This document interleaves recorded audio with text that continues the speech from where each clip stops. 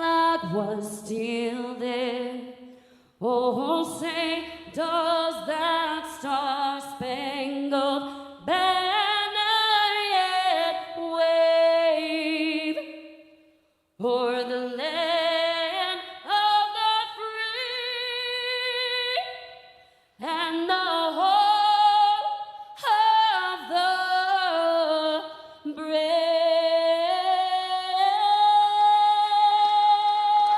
Let's wake up and get our day started with a cup of Java with Pastor John, brought to you by the Bennett family of companies.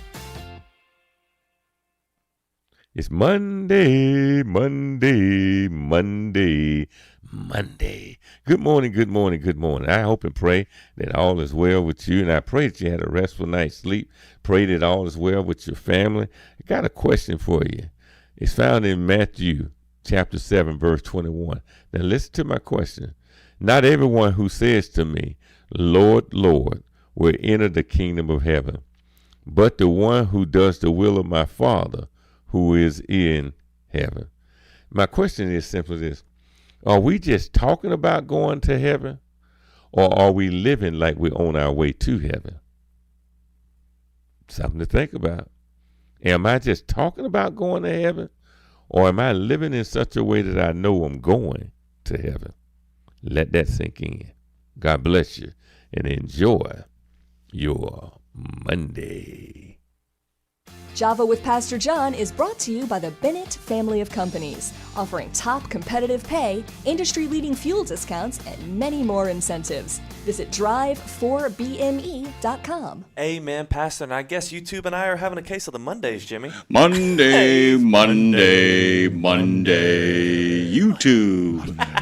Oh, my God. Thanks for hanging around, guys. The Paranormal Pie Man has arrived on the scene. Joe J has returned to the scene of the crime. Light them up, by the way. Hit the like buttons on both the Book of Face and the Tube of You. I'm engaged in an experiment right now, Dre. You know what it is. For one straight week, I sent people text messages and kept on their case about it. We will see if the people that work for us actually do their jobs. I'm in a feisty mood. Jeez. I'm in a feisty mood. What can I tell you? I'm out there making the miracle happen. And so are you, by the way. So is Dave, and so is Andre. They actually have a really great show that you guys should check out called Night Beat. That you guys should check out and make a part of your daily existence while I watch Dave adjust his clock, one of my other favorite traditions here on Nemo Nation. I'm excited for Night Beat tonight. Tell us what Night Beat's about, Dave. Well, it's a multimodal show. I did a train show a few weeks back, and trucking, of course, and a car show. And somebody said, well, you know, there are songs about planes and boats too, so we're going to do a multimodal Night Beat. Yep. So we're going to have cars, trains, trucks, and planes and boats. And the song of the day is what? Well, it's kind of an interesting thing. If you wanted to pick out one song that the Wreck of the Edmund Fitzgerald plays into this, because it was a real historic event that took the lives of all of those guys on that ship. I wanted to ask Dean about this, but we didn't have time. But is there going to be a movie about the Wreck of the Edmund Fitzgerald? And my first question is, well, it's 50 years ago. I was around. I mean, I was an adult, a child already. You were born. Is it too soon for a movie? No, of course not. I mean, Captain Phillips, they live. There's been plenty. It's the perfect storm, by the way. Yeah, perfect storm got so made. there you go. But the problem, I think, Dave, is the fact scope. that there are only three filmmakers that can make it, and one of them is actually retired. And it's Christopher Nolan could make it. James Cameron could make it, and the retired Wolfgang Peterson, who did Das Boot, but also Air Force One. And In the Line of Fire. Yeah. Those three guys could do it because in order to do it justice, of course, all movies need CGI to kind of do last-minute things and also keep some safety issues. But you couldn't do the Wreck of the Edmund Fitzgerald with any sort of massive CGI undertaking without having, as Cameron would tell you, you got to go there and you got to build it and you got to make it. Okay, so the next question is then, given the fact that it was a isolated incident in a very little-known occupation, so to speak. People don't know unless you live there. But the thing is that most people in America. I mean, remember Dunkirk. I mean, we all, you and I know Dunkirk. How much did you know about Dunkirk, Dre, before you saw the movie? Oh, not anything. Mm-hmm. Barely. I mean, it's like, that's not the stake. The way you do it is, the problem is with doing the Wreck of the Edmund Fitzgerald, you got to do it right. And by the way, I can tell you the price tag on that. Even filming it in foreign countries where you get a little bit cheaper rate and some tax credits. Let me tell you something, man. That's $250 million movie right there. Which means in order to get it done, you'd have to have at least 3 people, all of whom are guaranteed box office winners. And it's a shame there were no African Americans or Afro Canadians on that boat, because the one person who has never had a bomb opening is Denzel Washington. Oh, touche. Never. He has never. Tom Cruise has had movies that have not done well. Mummy comes to mind. The second Jack Reacher didn't do good. Denzel Washington has never had a film that didn't do good at the box office. Straight up, period. Done. Tom Hanks would probably be a big choice. Oh, okay. Probably play the cook. You'd probably be in negotiations with him, but you'd have to have like executive producer James Cameron, and Tom Hanks or somebody like that signing on board to do it. That's a big project, man. Do you think the Wreck of the Edmund Fitzgerald on a global stage, it is not, but even on an American or even North American stage, is the Wreck of the Edmund Fitzgerald a big enough event to make a big movie about? Well, you could do it, but it would be about the event. Do you follow me? I mean, people would want to go there knowing they're going to watch an actual. They want to see it. You know what I'm saying? They want to see somebody like the way they did Titanic, where they actually built it. You know what I'm saying? Where you're going to see the show, as it were. What is that Titanic thing that's going around now? This big display I think it's here in New Orleans. It's a life. Go on. Oh, I'm looking at the clock wrong. No, you're looking at the clock, right? But go on. No, isn't there a big Titanic display? Yeah, there is, actually. I'm going to tell you all about it when we come back on the other side of this break. Hey, guys, it's Nemo Nation. It's brought to you by TruckDown.com. Get your butt out of that ditch. Get yourself back on the road. Speaking of Canada and America, not only 50 states, 8 provinces as well. They've been doing it since 1997. They've been hooking up providers with the men and women who drive trucks on the road and making sure you get the maintenance you need. Go to truckdown.com. We are out. In a video game, if you get enough experience, you level up. And when you level up, you gain more skill. And with enough skill, you beat the boss and win the game. Sounds a lot like trucking, doesn't it? Except in trucking, you don't beat the boss, you become the boss. And if you want to be the boss, you gotta meet the boss. And that boss? Carrier's Edge boss, Jane Jezraoui. Want your drivers to level up? Carrier's Edge has the training, comprehensive safety, compliance, and best practices on one website. It's a simple subscription with no contract and no commitment. Learn more. Try it out. Level up. CarriersEdge.com. Hey, come on! We're starting the game! All right, I'm coming. Wait for me. CarriersEdge.com. There was an era when truckers were out there, alone. Long rides, dark nights, miles from home. As part of the road gang, though, Dave Nemo helped change all of that. As a voice in the darkness, Dave kept drivers going with music, jokes, and of course, friendship. And if you miss those days, Radio Nemo's got something for you. Nemo's Night Beat puts the gang back together with an hour of trucking tunes and road songs, classic comedy, and those fun factoids that you came to expect. Nemo's Night Beat is Dave at his very best every Monday night at 7 in the Center on iHeart, Odyssey, and Live 365, as well as Tuesday night at 9 on Reese Across America Radio. So head on over to RadioNemo.com and join the gang on the beat. Nemo's Night Beat. Live from the I-10 corridor from the Fastport Studios in the city of New Orleans, it's Nemo Nation. It is, by the way, 619 Carondelet Street in the city of New Orleans. If you head over there, you will find Titanic, an immersive voyage. It is a journey like no other with Titanic, an immersive voyage New Orleans. You can witness history, you can encounter the iceberg, and explore the wreck site in virtual reality. Wow. That's what's going on with that, by the way. It's a traveling road show. It's one of those things where we were talking to those guys the other day, that wonderful immersive. Did you listen to any of Friday's shows? Atlas 9. Did you hear that? Oh my God! Go back and listen. I am going to. I have it on my list. Everybody should go back and listen to that content on Atlas 9 because those crazy jerks built an actual movie theater, but they built it as if it was in a singularity.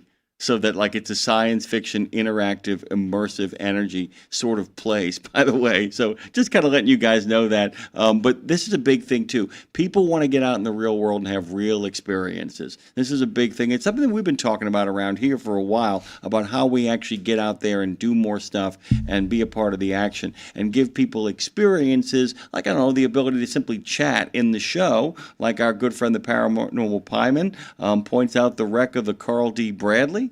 Joe J told me to tell you, love Nightbeat, Dave. You and Andre do a great job on it. Thank you, Joe J. Thanks for always being a part of the action. And you can make a request for Nightbeat. We got this all figured out now. Nightbeat at RadioNemo.com. There should be turtle at RadioNemo.com. There should be touchdowns at RadioNemo.com. We have all of them in the form of Touchdown Turtle. Tara Garris joins us for another edition of Breaker Back Talk. Guys, how are we this morning? Good. Thank you. Good to hear you.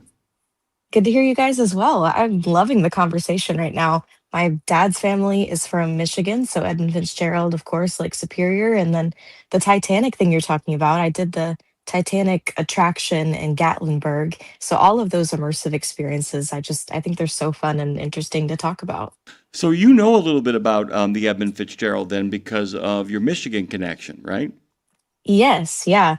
Of course, I've been to almost every lake. I haven't been to Huron, but all of the rest, I've swam in all of them, and I love being up there. And there's even a ship in my dad's hometown that's called Valley Camp that just sits there in Sault Ste. Marie that I've been on before. Those huge freightliners, they're huge. Yeah, and they all seem like really big until you get on one of those lakes. And it's really funny because we have, by the way, and I know what I'm saying here, so you guys can laugh at me. We have one of the biggest lakes in the United States. In Lake Pontchartrain, right by I've driven you by it. It's a big lake. With the longest bridge in the world. But here's the thing is, with the longest bridge in the world, it ain't big enough that you can't build a bridge across it. And man, let me tell you something. From the center point of any of those lakes, you would run out of space really fast. Those lakes, until you've seen them, there are 180 lighthouses around Lake Michigan. I mean, seriously, if you have not visited Michigan in the summer, it's beautiful. I mean, you go out there and it's like the ocean, and then there's so many lighthouses, so many things to do. The Pictured Rocks boat tours, going to the Mackinac Island. Like, I love a good Michigan summertime just attraction. Like, I just love it. It's my favorite. By the way, if you and Dave ever did a video, and you guys should do one of those, you guys should have our U2 Reactors video where Dave just shows you all the music of the Road Gang and you guys react to it. I think the two of you do it. That'd be fantastic. But I don't know, have you ever heard Bob Seger's Fire Lake?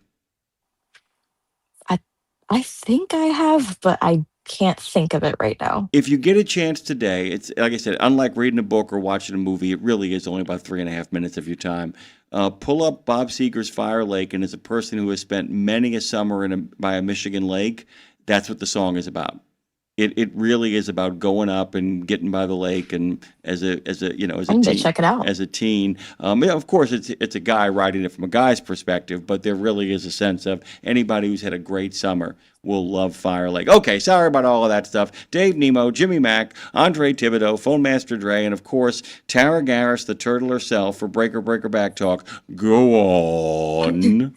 Yeah, we have quite a few comments to get to, all in different lanes, but Mark K said, I listened to his, I'm assuming Dave's, Tuesday night music, I'm assuming he's talking about Nightbeat, and his time with TMC, assuming he's talking about Tech Talk with TMC, and says it's nice to listen on iHeartRadio. So fantastic. I'm piecing it all together here, but seems like this guy's having a good time listening over on iHeart. And let's kind of talk about that for a second, Dave, because Tara, I picked on him. I actually As you do. I threw you under the bus along with me. I said the moment Dave said, "Well, it's a smaller audience," and like I told him, he's like, "What is he doing?" But it's interesting too that it is a smaller audience on one platform and another platform and a third platform and a fifth platform and the podcast platforms. But when you add up all those audiences, it turns out that we're kind of in the same game, that we're kind of still getting the draw and the pull, aren't we? Yeah, it's very true. I mean, And you more look at people the are still YouTube finding about us, sometimes too. and it's true. Yeah. I mean, you look on one platform and some of the platforms, obviously, you can't see how many views we're getting. YouTube is kind of our small one, actually. We have this little niche audience that likes to get on the YouTube chat. And it's my favorite way to listen because I love being able to interact with you guys in real time. But yeah, I mean, we do have all the other platforms and you're not getting to see the views on those. So we have a lot. Yeah, we have a lot, and it's building, as Dave and I were saying, and as you have noticed too, because you actually played that little wonderful clip of us and Nutty Buddy. When people Yeah. find us, they don't want to go anywhere. Really quickly before we get back to you going on, Bruce Almighty 4835 says, "Good morning, hashtag RGR. Nice day to start a Monday. 1,400 mile circle, top of the Oh, Texas wow. Panhandle to Houston, back to the top of the Panhandle. Have a great show. Thank you, Bruce Almighty. Have a safe drive." And Trucker Bosun Nice. has dropped in. Good morning, Dave, Jimmy, and Nemo Nation. And then, of course, he gives you a big thumbs up and 2 turtles. Love the turtles in the chat. It's my favorite thing. It's a warm welcome every time I see some turtles in there. Sometimes I'll drop in the chat. I haven't even been there yet, and there's already turtle emojis. I'm like, oh, hey guys, how are you? Good, Good morning. good morning to the turtle. Oh, and by the way, I got a picture of it. I'll send it to you. I was walking by Lake Pontchartrain to get my walk on, as I told you on Friday when we talked. I said, I'm getting out of here. I'm going to go walk this day off. And there in the water, just hanging out, going deep, coming back up was a turtle. You're everywhere. You're everywhere. Always send us turtle photos, guys. It's not just a name. I love turtles. I really do. Go on. Well, this next question I found kind of interesting. Typically, our comments are for the hosts about topics we've discussed in the show and all of that. But this one came in from Rigel P, and it says, "Hey guys, I wanted to question to my fellow truck drivers because I thought it could be useful to me and other listeners. I've been a driver for over 20 years now and still have not cracked the code to comfortably sleep in my cab. Do you have any products or life hacks that I could try?" So I thought that was really cool. We'll pose it here and you guys can either call in now, tell us, or put it in the chat, or leave a comment on social media. If you have any tips for Rigel, we'll get them to them probably here next week. And I'm wondering if he means like more physical comfort, like memory foam mattress pads or getting a better pillow, or if he's open to sleeping masks and sound machines and all of that kind of stuff. So be thinking for Rigel, guys, and let's see what we can come up with if you guys have any tips for him. You know, we used to talk about this quite a bit on some of the earlier editions years ago of Highway to Health, especially when sleep apnea really kind of hit the scene in a big way. And sleep hygiene is a term that we don't use often enough. And wish we had Dean on right now, man, because this is his bailiwick, the crown prince of the kingdom of sleep. But go ahead, Dave. No, I was just going to say that trying to make your cabin as comfortable as you can. All of the things that you want in there need to be there. Lighting is incredibly important.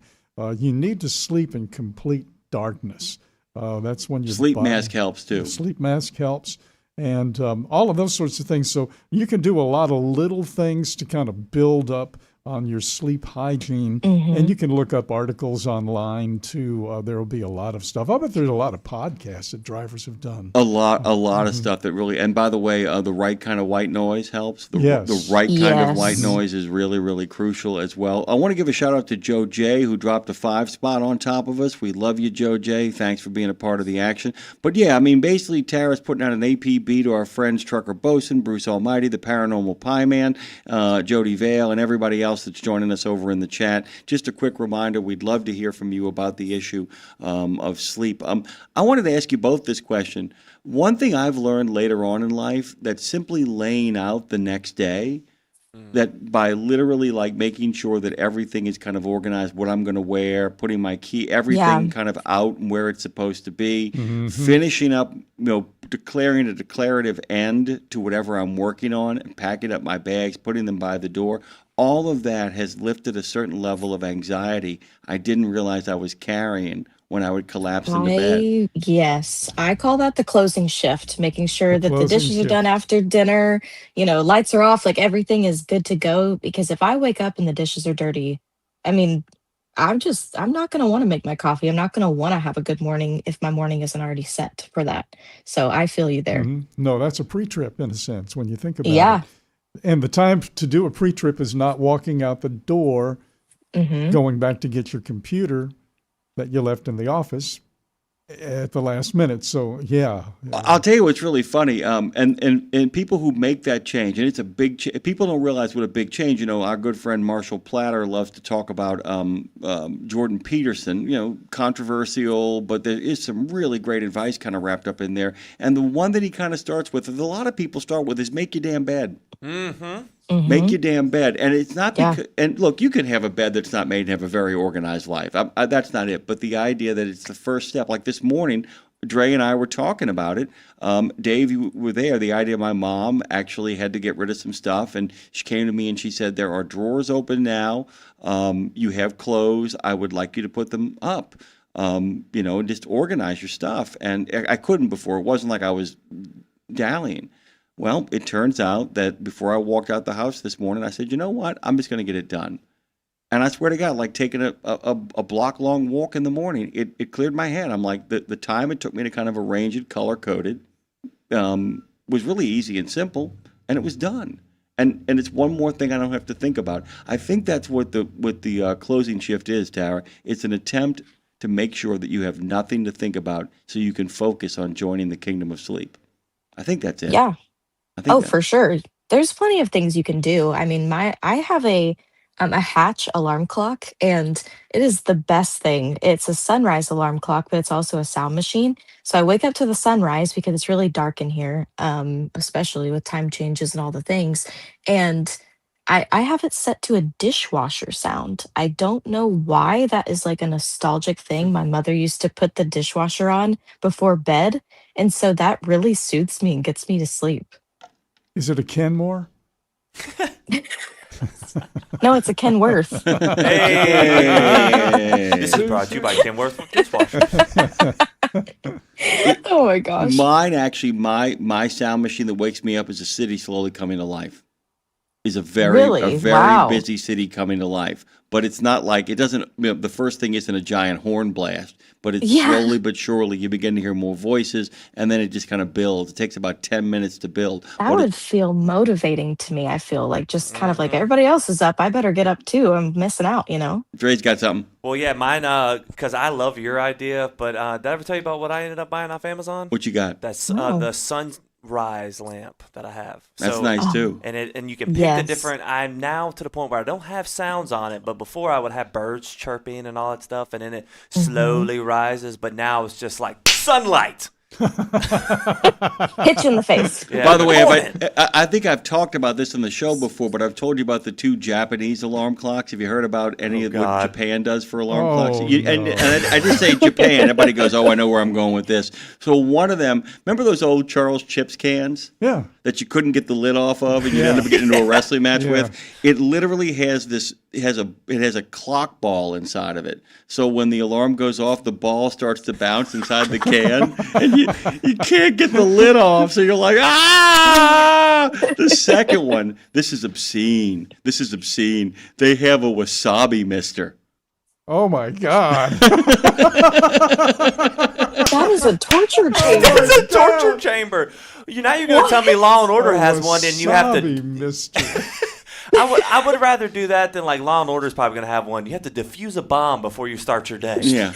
to turn it off. You know those games, the back of magazines and online, you have two lines of words, and you have to match up the words together. Yeah. But wasabi and mister would never. Yeah, that's abuse. That would be like. I mean, and here it gives a whole new meaning to this sound. Yeah. Just sprays a mist of wasabi above your bed, and it's like, can you imagine what that wake up is like? What the? You go next to a Glade spray and you just have PTSD. Oh my god. I mean, basically, you would That's the instantaneously. worst way to start your morning. Like, I would go back to bed and throw it. I would not get out. But there are people, I'm telling you, and what the Japanese talk about is that there are people who, of course, have what they call sleep procrastination. They deliberately do it to themselves, and and I don't know if you know what the psychological reasons are for it. It's resentment of not having to get to do anything fun because of how busy you are during the course of the day. A lot of people do it, and it's one of the quickest cures of sleep procrastination is the wasabi mister, because, man, you start going to bed early so you can wake up before you have to wake up. It's like beat the mister. Beat the pain. Oh my gosh. All right, That's crazy. So I'm telling you, man, it's like, and by the way, you'll get over it in a hurry, man. I'm telling you, because you get a little bit of that Chinese hot mustard right in your nose, man. I'm telling you. I'm picturing a 1970s TV commercial around Christmas time. Ronco's the Japanese wasabi mister. Yeah. Hey, good looking, be back to And it's the little thing looks like a guy, and it's Mr. Wasabi.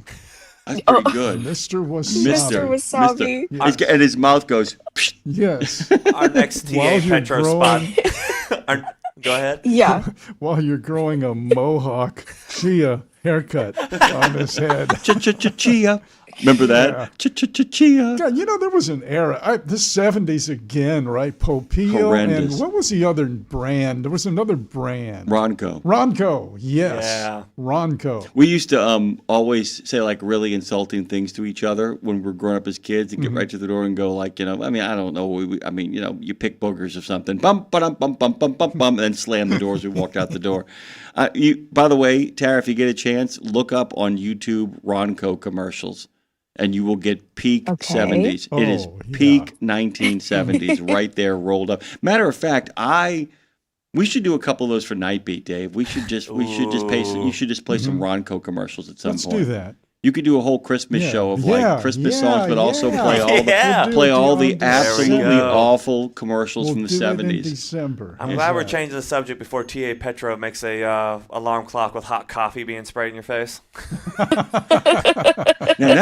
Some people would like that. Now I tell you that though, that wouldn't be a bad mister though, man. You spray the mist of coffee in the air, a little psh, you know what I'm saying, a little espresso. You know what I'm saying? Just wakes you up with the smell of it. TA Petro, give us our cut. Little Dave's wake up juice. You know what I'm saying? Little Dave's wake up juice. I've told you guys this several times, but back in the original Road Gang days, when I would go back home at 6 o'clock in the morning, they would be roasting coffee at Community Coffee and baking bread at Sunbeam Bread right next door on the way home. My goodness. I told you about when I worked at Kinko's overnight. I happened at Kinko's overnight, and when I worked at the National Canal Villery, it was an all-night grocery store. The Puerto Rican women would show up at 4 o'clock in the morning and start making donuts and cinnamon rolls. And inevitably, this is why you can only have you can only do this when you have the kind of jobs that actually have you like hauling really heavy stuff and working big shifts. Because at the end of the night, they're like, so we have these extra cinnamon rolls and they're fresh out the oven, but we don't have any place to put them. You guys want them? Oh man, the smell at 4 o'clock in the morning. You get off your shift at 4:30 and you begin to smell that smell. It's almost a way of saying time to come home. But when I worked at Kinko's overnight, I would walk past a German bakery. Can you imagine the smell of those pastries? Where would we be without a sense of humor?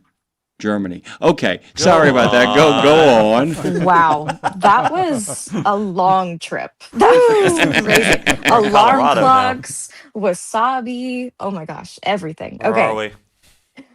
Where are we, guys? Okay.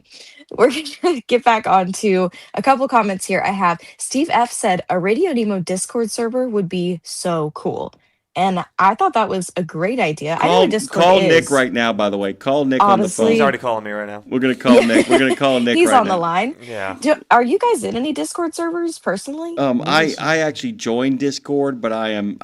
What is that? I don't even know what that is. All right, Tara, unpack it for him. Your job. Oof. Guys, listen, I've only been on it like once. It's very like gaming, I feel like Call in Nick. that world typically.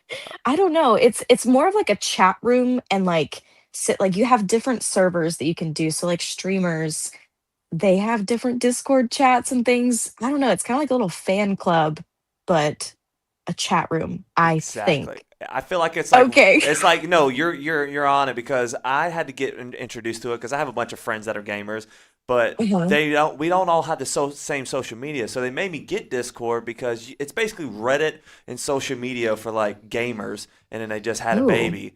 And you're basically because you can talk about and you can put anything on there because we have our friendship thing. You have your different conversations, but you have different subjects. Like you go into different folders and you can talk about different things. And there's also Right. links to watch pirated UFC fights. Oh. I think I'm going to start Okay. a new one now, though, a New Orleans based. Ooh. It'll be called Ooh. Datcord. Hey. Oh my god. Write it down. Not Discord. Datcord. Dat cord. What that chord? What that chord? What that code do? Who that talking about beating that chord? Who that? Who that? The other just landed, didn't it? Just landed, by the way. Which by the way, it's landing better than planes are landing all across the United States right now. Eugene Valero will be here later on to talk about that. Yeah. I wasn't making a reference to crash. I'm making a reference to the fact that nobody can get a flight these days. It is just like it Jeez. is chaos. But we may see an end to that. Eugene Valero is going to be here to tell us if in fact, as the amazing rhythm aces say, is the end in fact in sight. Okay, so let's get back on track here because somehow we always manage to end up in a ditch and we don't have the access to truck down that our friends out there do. So go Yeah. Oh, on. wow. Wow, really good one. This one's been a wild breaker back talk. I love it. But okay. The fall Guys, will we get kill you. negative That's why we're going to make it doesn't matter if you can swim or not. The fall is going to kill you. So go ahead, Tara. Yeah. Yeah. Truth. We do get some negative comments. We try not to shy away from them because they're comical sometimes when we're called fatties. You know, it's fine. It's great. Dre, Some join of with them, me. Big fat fatty, fatty boombalatti, fatty boombalatti, fatty boombalatti, no veins in your neck. Go on. Go on. But some of them help us grow as well. This one comes in from Clarence B, who I'm gonna just say it is a pretty negative Nelly over on our social media a lot of the times. But you know what? We welcome it. He says, I found them where I could listen to them on my phone and through my radio. And then I would go long and lose the signal. So I gave up. I listen to Tim and Casey on the radio now. You know, for every listener that's losing a signal, there's another one who's tuning in and they're sticking with the road gang and they have great signal. Okay. And also, not only that, you can catch us full show as a podcast and you don't need the signal for that. It's downloaded and you have no buffering issues. So either way, we appreciate you guys who stick with us. We're not begging people to listen because you don't have to, but we know our content's great. No, I'm begging people to listen. I'm I'm begging. not. Dave- I'm not because our content's great. You don't have to beg. Our content's great and we know that. And we have loyal listeners that are even greater. And that's what counts. I want people to listen whether they want to or not. Better cell phone Dave. carrier. Nemo Nation We could Gunpoint get back Edition. to sleep hygiene. Sleep hygiene for a second What? because Bruce Almighty has written in. He says, I have 2 pillows to prop myself up, extra blanket in case heater stops working, background YouTube waves, or fire crackling in background. Ooh, that's a big one for me. The fire crackling in the Oh, background. I love it. I set a timer on an hour of fire crackling. It's called outdoor campsite. Oh my God. Mine's grasshoppers when I Wow. growing up in the bayou. That's mine going to sleep to. I think. Cicadas. Yes. Cicadas. Yeah, what did I say?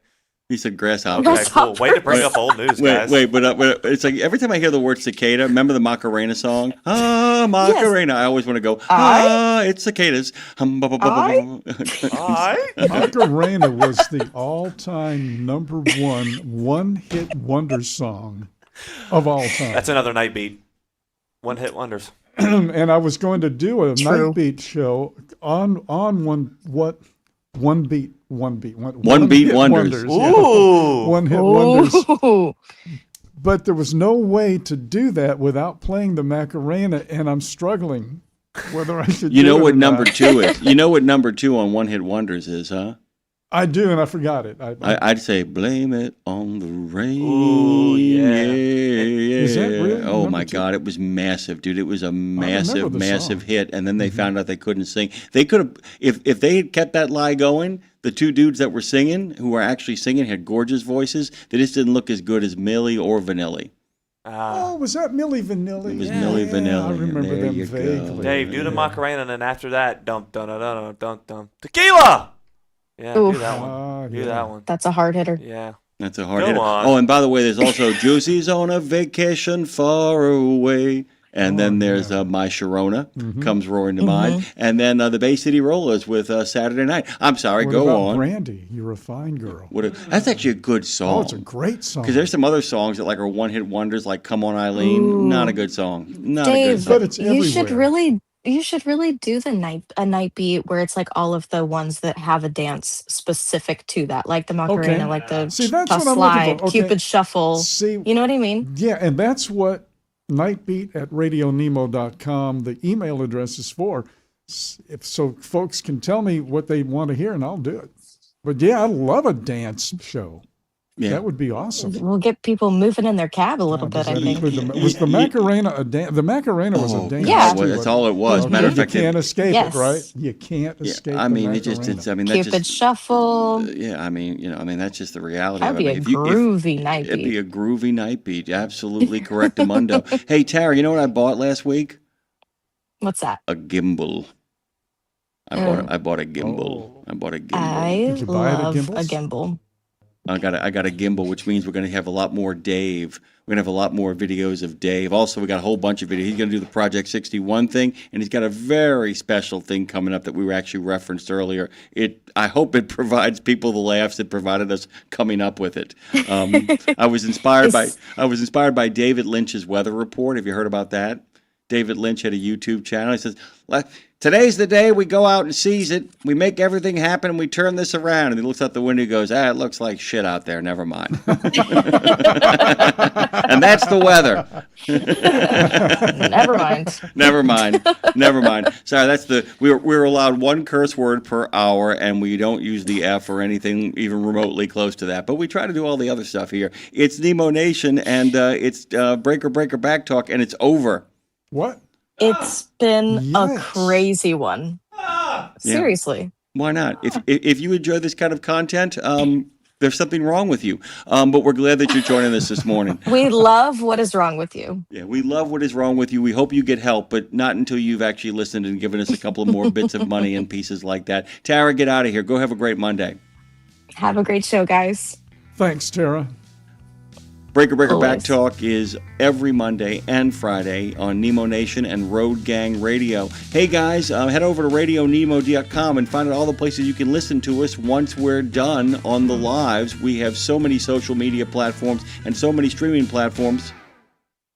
St. Christopher Truckers Fund provides free health and wellness programs for drivers to help prevent some common medical conditions seen in the industry. These programs include diabetes prevention, Rigs Without Cigs, a tobacco and nicotine cessation program, Healthy Habits for the Long Haul, a 12-week total body wellness program, a vaccine voucher program that includes free flu, shingles, COVID, and pneumonia vaccines, and GPS, Get Preventative Screenings. That includes free at-home cancer screening tests. These programs are available to Class A over-the-road semi-truck drivers. For more information or to register for a program, visit the St. Christopher Fund website at truckersfund.org. There was an era when truckers were out there, alone. Long rides, dark nights, miles from home. As part of the Road Gang, though, Dave Nemo helped change all of that. As a voice in the darkness, Dave kept drivers going with music, jokes, and of course, friendship. And if you miss those days, Radio Nemo's got something for you. Nemo's Night Beat puts the gang back together with an hour of trucking tunes and road songs, classic comedy, and those fun factoids that you came to expect. Nemo's Night Beat is Dave at his very best every Monday night at 7 in the Center on iHeart, Odyssey, and Live 365, as well as Tuesday night at 9 on Reese Across America Radio. So head on over to RadioNemo.com and join the gang on the beat. Nemo's Night Beat. You know Castrol for passenger car oil and racing, but did you know that they're in the heavy-duty over-the-road market? Well, Castrol CRB Multi 15W40 and Vecton Long Drain 10W30 are now available at TA Truck Service Centers nationwide. This is the partnership in preventive maintenance. TA Truck Service and Castrol, offering you premium products and performance at great price points every day. Castrol, performance for the long haul, guaranteed. We're back on Nemo Nation with another fast-paced Fastport Studios half hour. Cliff Abbott, by the way, can be found at cliffabbott.com, also over on thetrucker.com. He's a correspondent. Actually, he's a master of many trades and quite good at words. That's the best way to kind of describe Cliff. He's good at songwriting, he's good at telling a story, he's good at writing a story, and he's becoming kind of a regular habit over here. He also wants to add to the conversation from earlier by talking about bacon. What's going on, Cliff? Hey, good morning. Good morning. How are you this morning? Hey, Cliff, good morning. Dave Nemo here. Good to have you back, man. Hey, it's great to be back. It sounds like you guys are having a great time, but I can't believe that in your alarm clock Mr. discussion, nobody mentioned the smell of bacon. Wouldn't that get somebody out of bed in a hurry? Oh, sweet mother of pearl, man. Yes. Sweet mother of pearl. That would. Of course, the incidence of obesity would probably rise drastically, but, it's... Well, look, that's why you do the bacon grease getting sprayed on you, all right? That's like you still get the smell, but you're still getting the wasabi effect where you're just like, tss. Oh, my God. Yeah, there you go. Oh, my God. Discussion.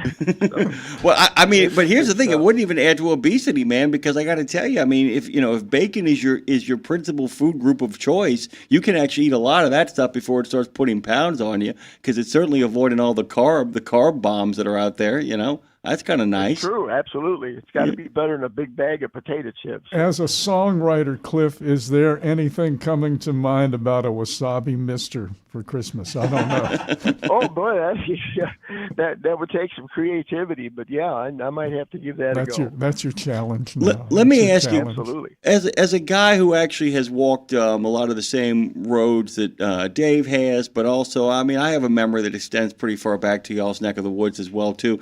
Are there any Christmas commercials that you have a fond or never want to hear it again memory of? Oh man, I'm going way back, and when I was a kid, they marketed this plastic battleship that would shoot these little fake missiles and things like that, and boy, I wanted that so bad, and that was probably the most exciting gift I ever. The thing was like 3 feet long; it was humongous. And, so you'd see life that on size. TV, and my mother would just roll her eyes because she knew she was going to be picking those little missiles and stuff up all over the place. That's how that works. I got to tell you, I knew that my family's financial fortunes had changed, and they changed in the blink of an eye in the mid-'70s, right around there. And I woke up one Christmas morning, and I got that car racetrack with a car. Remember the one where the car could change lanes? Oh, yeah.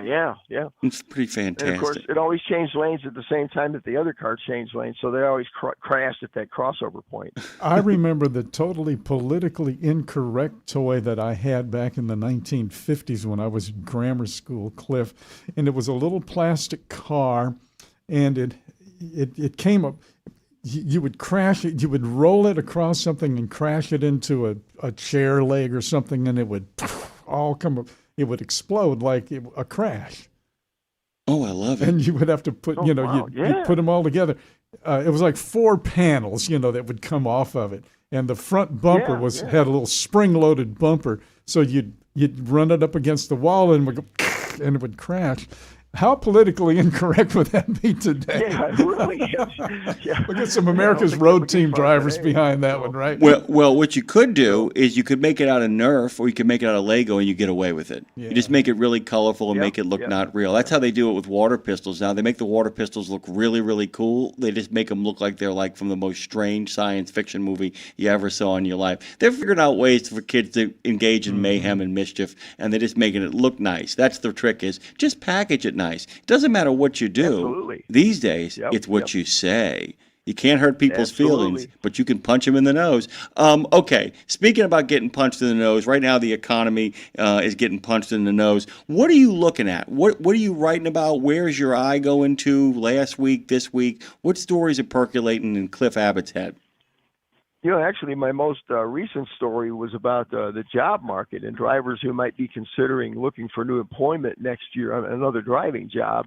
And there are actually some good signs. Of course, you got Dean on there earlier that talked about the economics of the industry and so forth. But when you look at things like capacity is shrinking, the number of new trucks being sold has been declining now for 3 consecutive months. And we had the worst September for truck sales since 2016. So there's fewer trucks on the road, which helps rates and so on. You've got the English language proficiency mandate coming out, and then you also have the non-domiciled driver. And between the two of those things coming out from the Federal Motor Carrier Safety Administration, they're expected to lose something along the lines of 30,000 drivers over the next year or two. And then you have the effects of the tariffs. If you go to the White House website, there's a big long list of countries who have committed to spending money in the United States and beefing up factories and investing in our economy. And we're talking not just billions, but even into the trillions for some of them. So that's going to generate more manufacturing domestically. And then finally, you got the Federal Reserve just cut the rates. It's going to make interest rates are down a little bit more. They very well may cut them again before the end of the year.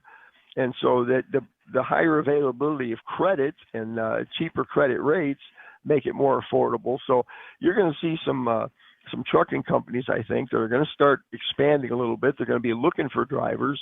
And if I'm somebody who's looking for another driving job, it might be time for me to start paying attention to all these signs that are coming out. My only concern in that mixture you talked about, because everything else I kind of agree with, when it comes to business deals, I just always think about Qualcomm.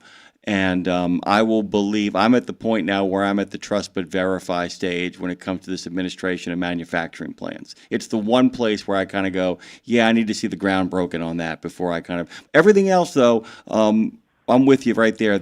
It looks for the first time, as bad as it is in the short term, it looks like there is a capacity that crunch is beginning to finally ease up, and that seems to be a very real thing because we were like in such a paralysis moment, weren't we? And we've only got about a minute left here because this is also fast-paced and insane. But it's insane. I apologize for nothing, but it does make it really crazy. What are you working on now? Because that's why we set up the last question. We know what you have worked on. What are you working on now? And if it's songwriting, we want to hear about that too. Well, I'm kind of in a stall with songwriting right now as I apply other things, but I'm trying to do my next article is going to be on the regulations that are coming out and those very ELP. I think there's a lot of misunderstandings about especially the non-domicile ruling, the emergency ruling by the Federal Motor Carrier Safety Administration, that we're not banning non-domiciled drivers, but we're making it much more difficult for them to be here illegally or to have a CDL when they don't have a visa or an accompanying document that allows them to be in the country. And so it's going to definitely have an impact, and it's going to have an impact that's non-regulatory as carriers adjust their hiring processes, and even as some carriers take drivers off the road, or at least move them to different routes where they're not as likely to get pulled over and busted. Florida's not a great place to be right now if you don't speak English well and you're driving a truck. So I want to explore that a little bit further and kind of clarify what the law actually says so that people have a better understanding. Cliff Abbott has joined us this morning. It's always good to have you, my friend. You can go to cliffabbott.com. You can go to thetrucker.com and find out what he's got cooking. But there's so many other places too. Go to that website, cliffabbott.com, Dave, and you'll see that there's so much going on here. Oh, yeah. A great bio, a man who knows trucking inside and out from all points on the road. Thank you, Cliff. Can't wait to get you back on. Hey, thanks for having me this morning. You guys have a great day. You too. Lots of fun. Lots of fun.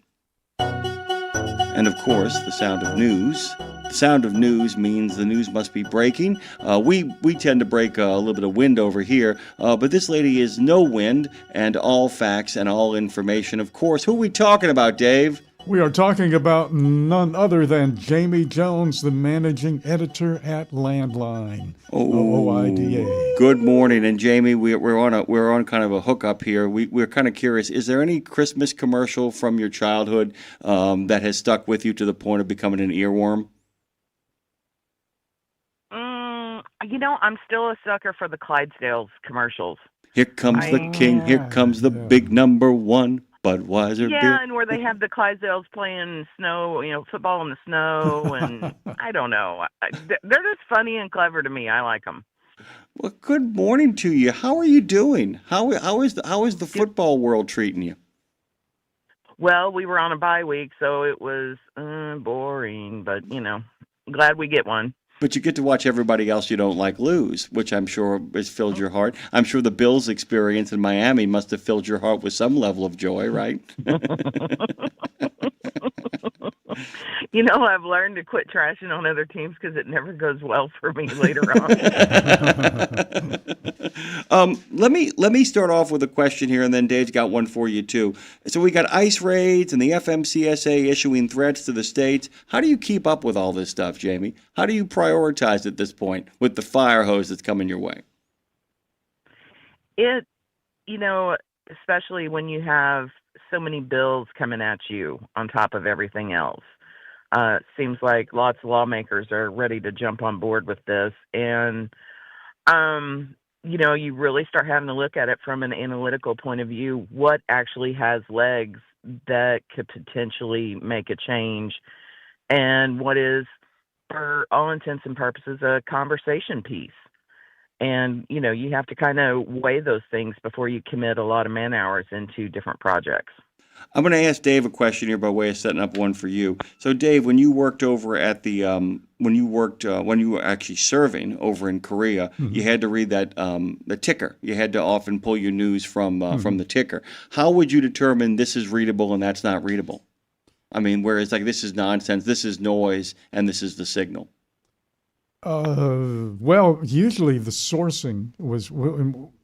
We didn't take stuff directly off the wire, but that's where it starts. And more in tune with that would be earlier days of WWL, where we actually did go into the little closet where the teletype machines were and just rip off news and read it right off the Associated Press, UPI, because you trust those sources. That's the thing too, having trustable sources. Like Landline is. Yeah, and that's my question, Jamie, because you guys are a trusted source because you use trusted sources, and so much it seems to me is you kind of distinguishing between the I guess what we would call the conservative version of virtue signaling and actual actionable policy choices, right?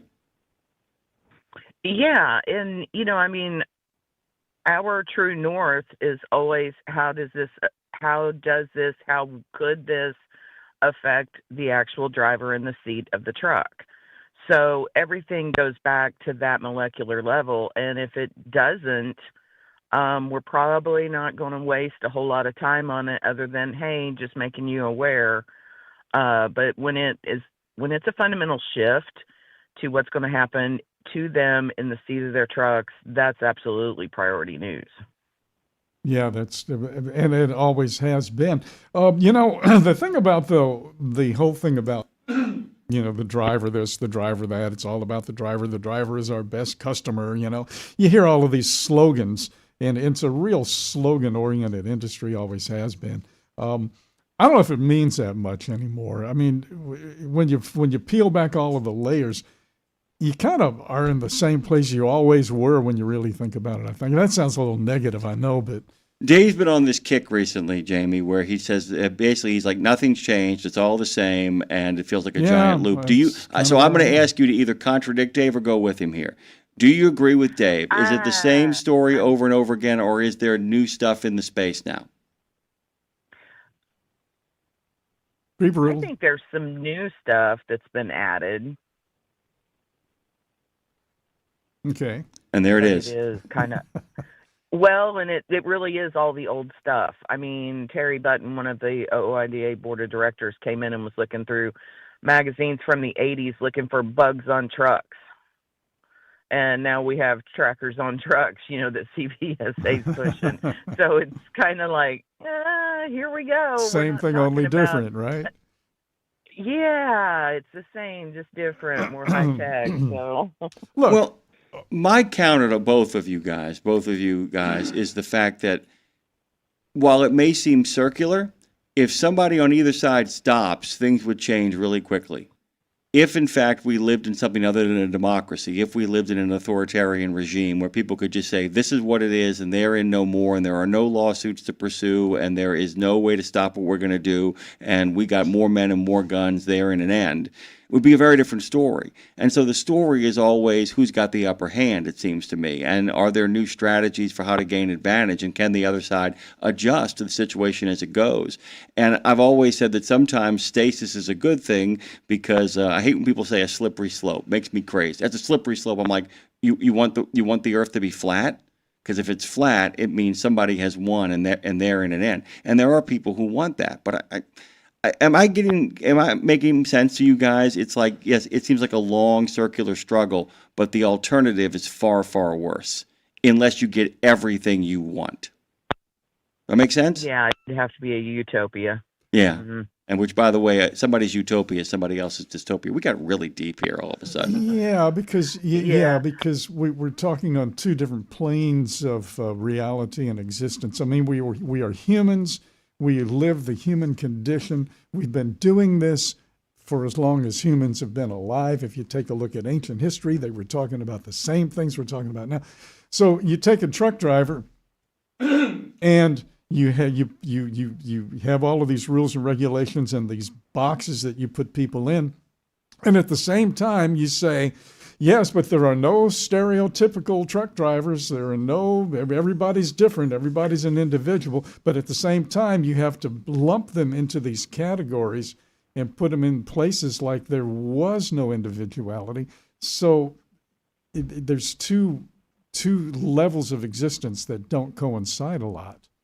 I know that goes way into the weeds. Way into the weeds. Okay, I'm going to tell you some of the headlines over at landline.media to give you a sense. Another ICE raid in Oklahoma arrests dozens of illegal truckers. FMCSA to states over non-domiciled CDLs, shape up or pay up. Clearing the air at the broker carrier summit, and Senate bill takes aim at diesel emissions. And the first of those that I mentioned actually is the lead story of another ICE raid in Oklahoma arrests dozens of illegal truckers. And by the way, the picture you guys use at landline.media, these folks, these California driver's licenses, let me tell you something right now. These guys look like somebody drew them.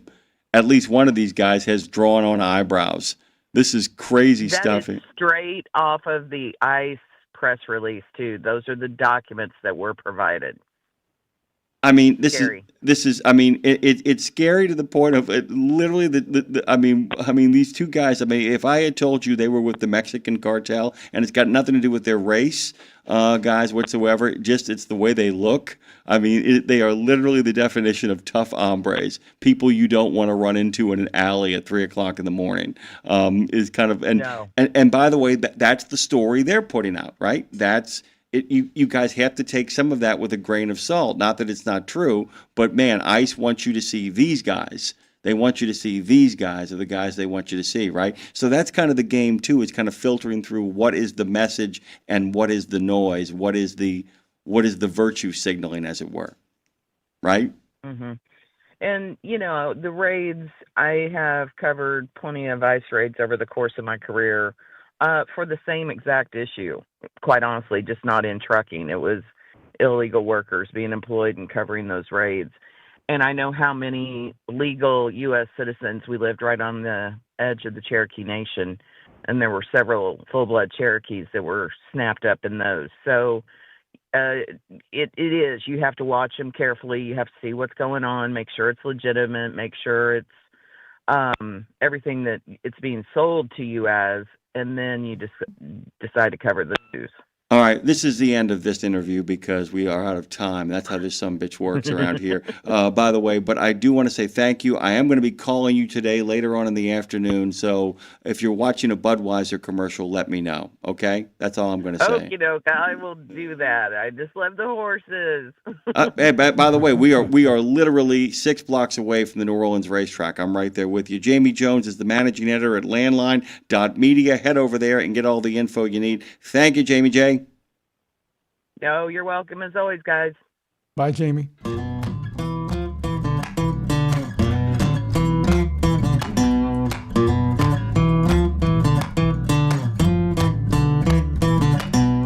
You were very impressed by somebody over at the NASTIC conference, were you not? Danielle Chaffin was there. Yes, we met very briefly, as a matter of fact, but she was all over that place. And well, I had a chance to talk with her briefly there up in Nashville at the NASTIC conference a couple weeks ago. And I invited her on the show, and she's about to show up. DanielleChaffin.com, maybe Danielle on X, YouTube, and LinkedIn is where you can find her at maybe Danielle on X, YouTube, and LinkedIn. And she joins us this morning. Good morning. Good morning. Thank you so much for having me. Oh, well, thank you so much for being with us here.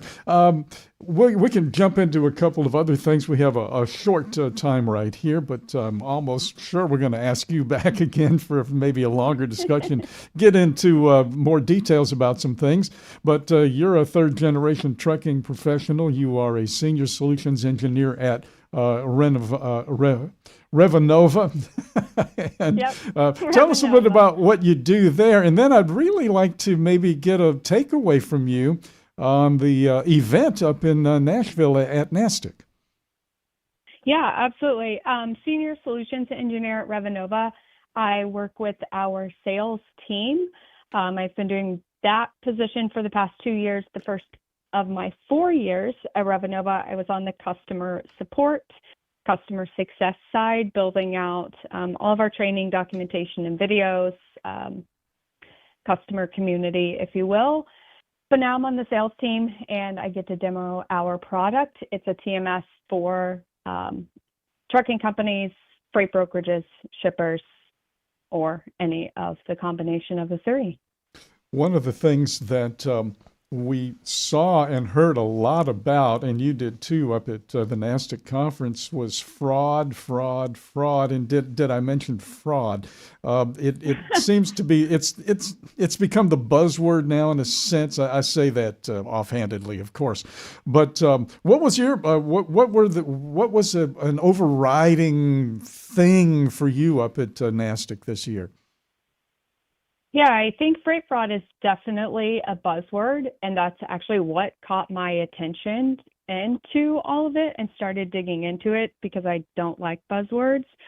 So I just started digging into it, and I think there's so much still today that's unknown and that people are aware of, that when you go to a conference like NASTIC, it is the theme, and we want to make sure that we're giving out the information to those attendees of what's really going on in the marketplace versus what you're not hearing, maybe from vendors or hearing from those tech companies that are trying to solve the problem.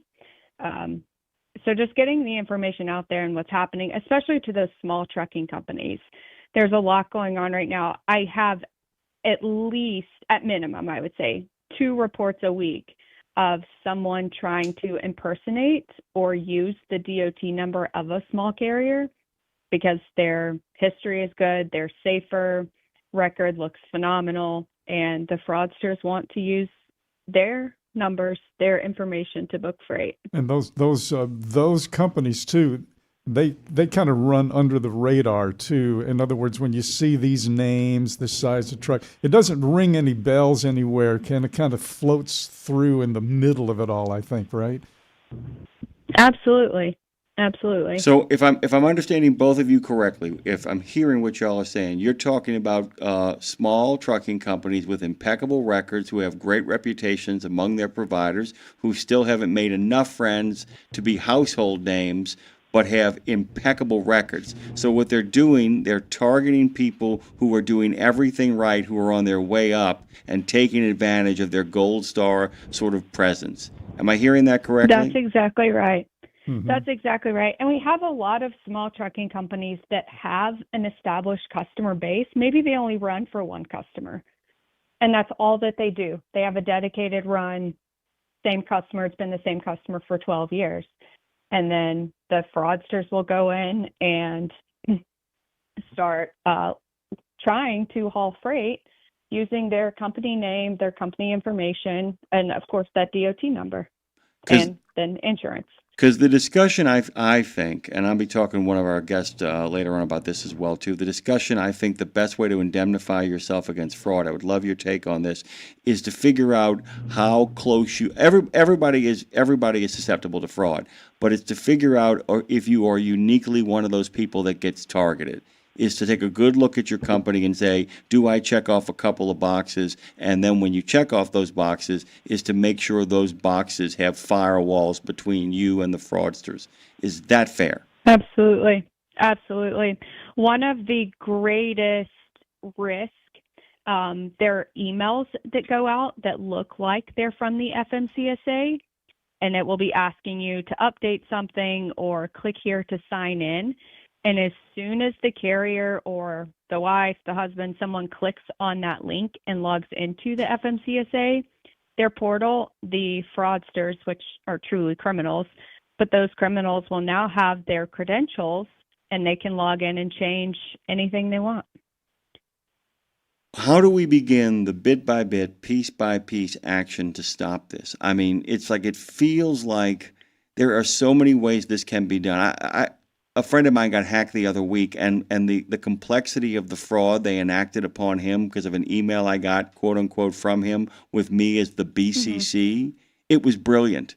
They put a lot of stuff together. They got a lot of information to make it happen.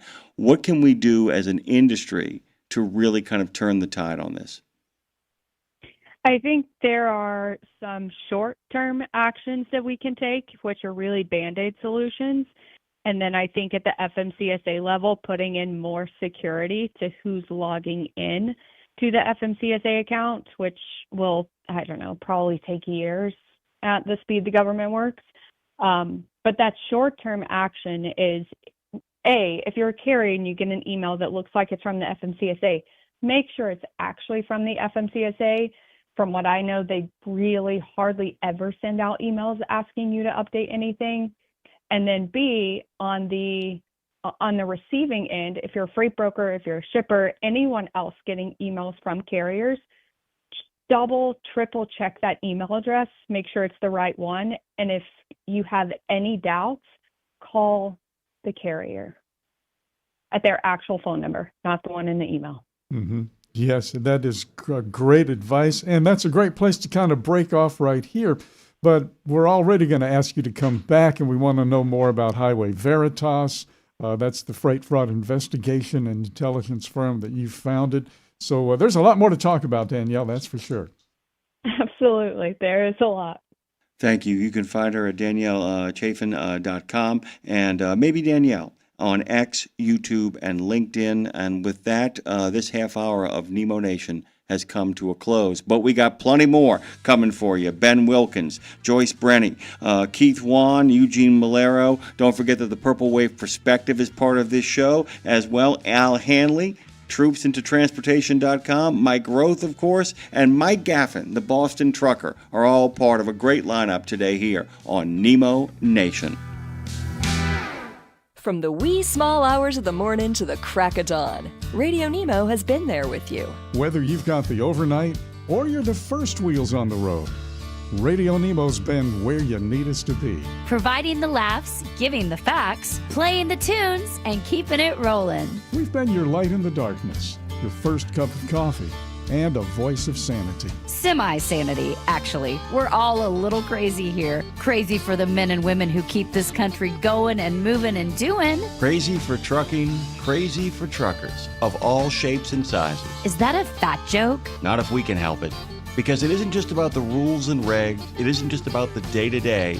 It's about your health, your homes, and your hearts. So we wanted to say thank you. Thank you. Thank you. Thank you from everyone at Radio Nemo for sticking with us, standing by us, and keeping the traditions rolling into the future. Did you know it's extremely easy to join the Wreaths Across America mission to remember our fallen heroes, while at the same time honoring those who are currently serving our country and their families? Plus, you're helping to teach our younger generation about the value of freedom. With just one $17 donation to Wreaths Across America, you're sponsoring a fresh Maine Balsam Remembrance Wreath. They've really become a symbol of America's respect for those who bravely served and are no longer with us. To sponsor your wreath, just visit wreathsacrossamerica.org. That's wreathsacrossamerica.org. And now back to Nemo Nation with Dave Nemo, Jimmy Mack, and of course, Phone Master Dre.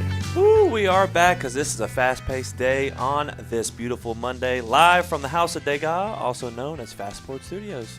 Hey, Dave, it's a birthday we're celebrating today, a national day of sorts, correct? It certainly is, yes. One of our uniformed military branches having a birthday today, the United States Marine Corps. A little Semper Fi going on. And by the way... the Continental Marines. The Continental Marines from the halls of Montezuma to the shores of Tripoli. And I got one of them in our family, as a matter of fact, my brother Patrick. That's right. I'll send you the picture. I'm going to actually post it tomorrow with a whole bunch of other stuff. Don't know if you know this, my brother John was on the news with my dad this weekend. They organized this weekend's Veterans Parade down in Lakeview in New Orleans.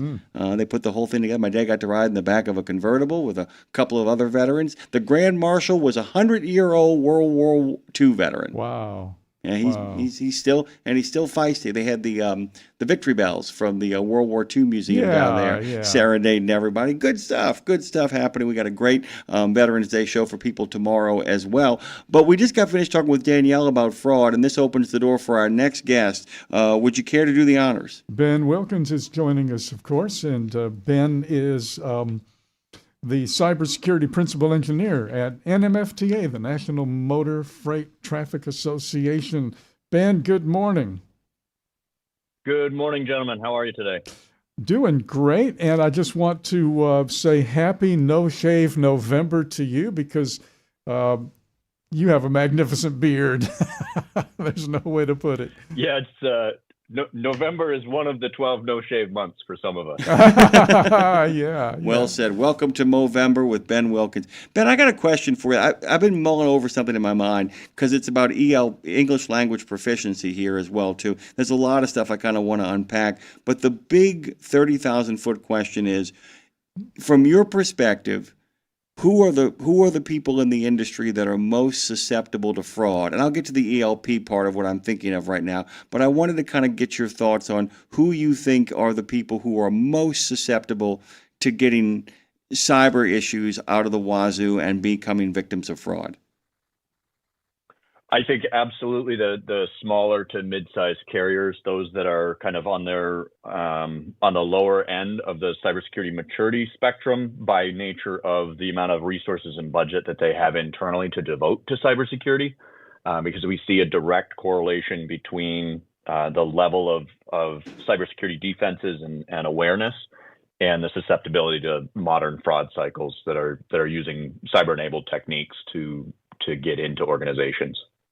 And the other thing I was going to kind of get at on the other end, not the other end, but in regards to the really micro view of this, I have this idea that one of the things, if properly enforced, that the ELP could become an incredibly humane action if it's properly enforced, in the sense that people who can't speak the language, and I mean that both ways, people who can't speak English, but people who are improperly trained and can't speak trucking, on the micro level are the most susceptible to fraud because they don't understand the language with which they're engaging and can be easily fooled. And one of the best bulwarks we can have against fraud at the micro level is to make sure people can speak the language they're being swindled in and can speak it and understand the rules and regulations when they get presented in ways that are not proper. And so much of preventing this, I think, comes down to making sure that we onboard people with an understanding of what they are at risk of being taken advantage of. Is that fair?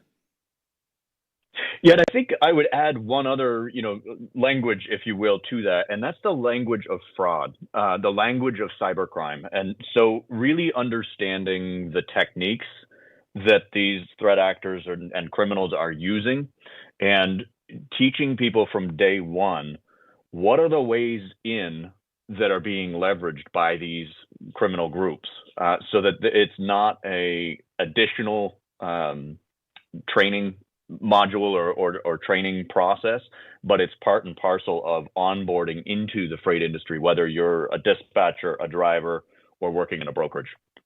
I think that's an important piece that we need to be including in a holistic education of your introduction to transportation, if you will. It's a relatively new phenomenon. Theft is not a relatively new phenomenon, of course, and we've talked about this before, the loose lips sink ships kind of a thing. Heard about a $30 million load of servers being stolen, and I also heard something else that really, really troubled me. There used to be a thing in trucking where if you got ripped off, nobody knew about it because it hurt your reputation and folks wouldn't want to deal with you in terms of trusting you with their commodities. So theft was always kept mum. We think folks are being more open about that now, but I've heard some statistics that say, no, the vast majority of companies still keep theft quiet. Is that true? Are people not getting this? Yeah, I think we're still fighting a little bit of that resistance, and it's one of those taboo subjects. We've seen it with cybersecurity breaches, traditional cybersecurity breaches. Nobody wants to talk about if they've been a victim of ransomware, but we've seen that needle kind of move over the last couple of years as these attacks became more prevalent. I do think there's some of that in the cargo theft and the fraud arena as well, where people are a little bit concerned about letting that information out there. They don't want to be seen as not taking proper precautions or having improper vetting processes or anything like that. But we're really trying, at NMFTA, one of the things we're trying to do is sort of break down that wall in the same way as we've talked about sharing lessons learned from traditional cybercrime, because it's the same techniques that are being used across the industry, and you can have excellent vetting techniques, you can have the proper controls in place, and you can still become a victim to this. The criminals that are attacking trucking operations and logistics operations to steal cargo, they're constantly evolving. So even with our constant growth of our protective standards and our methods, there's always going to be someone who's figuring out a way around them. And the way that we keep pace with that is sharing those kinds of lessons learned with the industry and saying, hey, this happened to us. Here's how we fell victim and what we learned from it. Because that would help a lot of people. I think it's important that we continue to. Absolutely. It's sharing that information and sharing the techniques that are being used against the industry. Because if they're successful against one company, odds are they're going to be successful against another company. And the broader we can share that, and the reduce more we the can stigma. help each other protect. Exactly. I want to go back to what you said earlier before Dave brought up that important point, which is you said that the three languages, you can't actually speak the language, or you can't speak the language of your profession, and then finally, you don't know the language of fraud. If I was going to ask you for a language of fraud, could you give me some examples? This is literally a 2-hour conversation simply on the language of fraud. But give us examples of some of the kind of the basic language of fraud, and people will be surprised by some of them, won't they?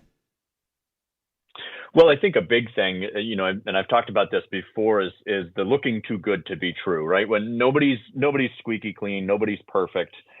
Nobody has all the right boxes ticked for every single scenario. So when we see somebody or an operation that looks too good to be true, that in and of itself can be a red flag. Somebody offering to move a load for less than it's posted, or these loads that get posted with a higher rate than the standard for that lane. That should in and of itself raise a red flag, and it's not necessarily a guarantee, but it's something that should trigger digging a little bit deeper. And creating a false sense of urgency. Those are things that we see a lot of times is, something that's last minute, that's pressurized, whether it's the fear of missing out or the fear of a negative repercussion. So creating false sense of urgency, techniques that utilize threats of legal action, masquerading as DOT or FMCSA or some authoritative body. those are also tells, because they typically use non-standard methods of communication for those organizations. DOT, FMCSA, they're not going to text you and tell you to take an action. But we need to teach people that these types of pressurized triggers to act are huge red flags, but they're easy to miss in a fast-paced industry like transportation. So it's really understanding how transportation should operate, what the communication channels should be, and then learning to spot deviations from that is a really good place to start. When I was a little boy in the 50s, the 30s, the Depression was only 25 or so years away. So the joke was, the little boy selling apples for $10 on the street corner, and you're not going to sell any apples at that price. And the kid says, well, I only have to sell one. And when you send out these emails, you only have to hit one. And you only have to make one mistake as the company. So in other words, what I'm asking you is this. It seems pretty simple. I read that article that you referred to from Point, the Point. Was it the Proof Point one? Proof Point, yeah. sorry, yeah, Proof Point. Yeah. Called Remote Access, Real Cargo, Cyber Criminals Targeting Trucking and Logistics. Okay, so it's very simple. I mean, it's very complicated behind the scenes, but on the surface, all they got to do is send out these emails and wait for somebody to click a response link inside the email. Once you've done that one click, they have you, because now they are going to download or upload RMM to your site. I didn't know what RMM was, Remote Management and Monitoring. In other words, they take control of your computer and you don't even know it's happened on one click. Am I oversimplifying how easy it is? Well, that's the nature of this new economy of scale in the cybercrime world. We've got tools for automation and advanced reconnaissance and things like that are being leveraged at scale.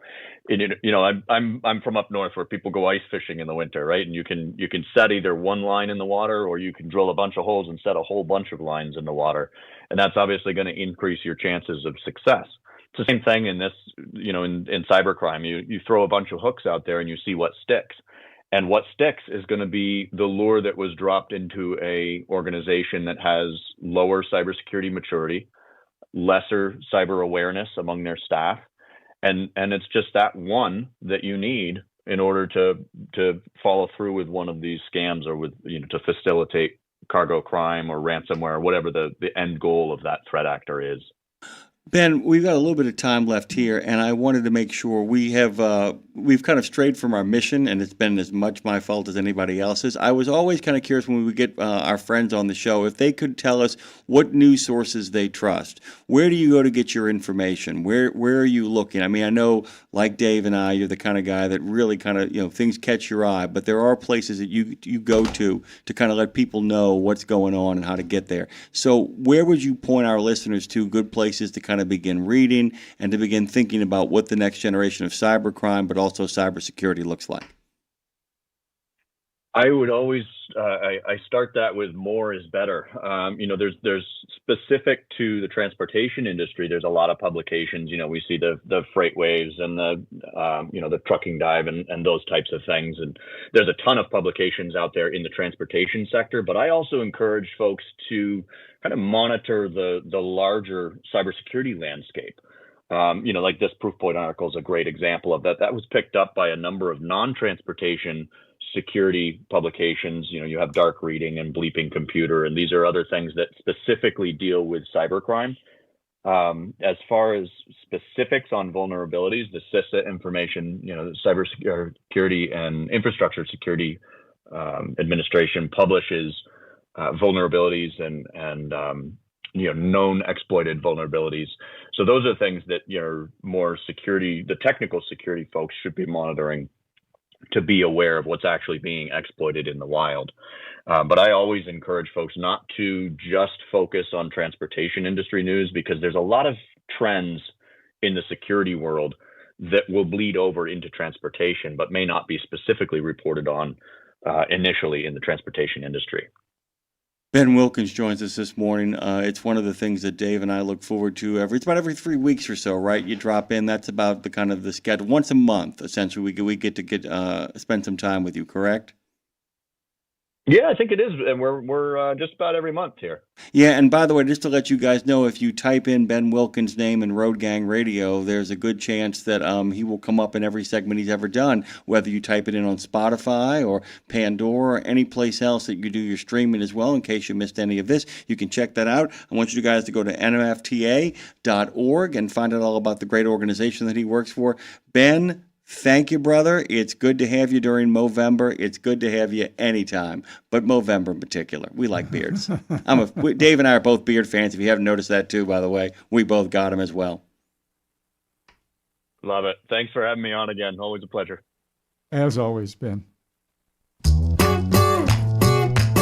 Started growing my beard when I got it.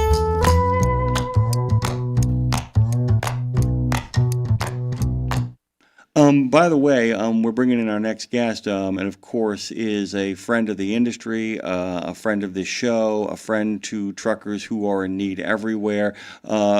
Just a remarkable human being. And Dave, would you do the honors of introducing them? Indeed, the VP of the SCF is joining us right now, the SCF Board, St. Christopher Fund. And that's Joyce Brandy, VP of the St. Christopher Fund Board.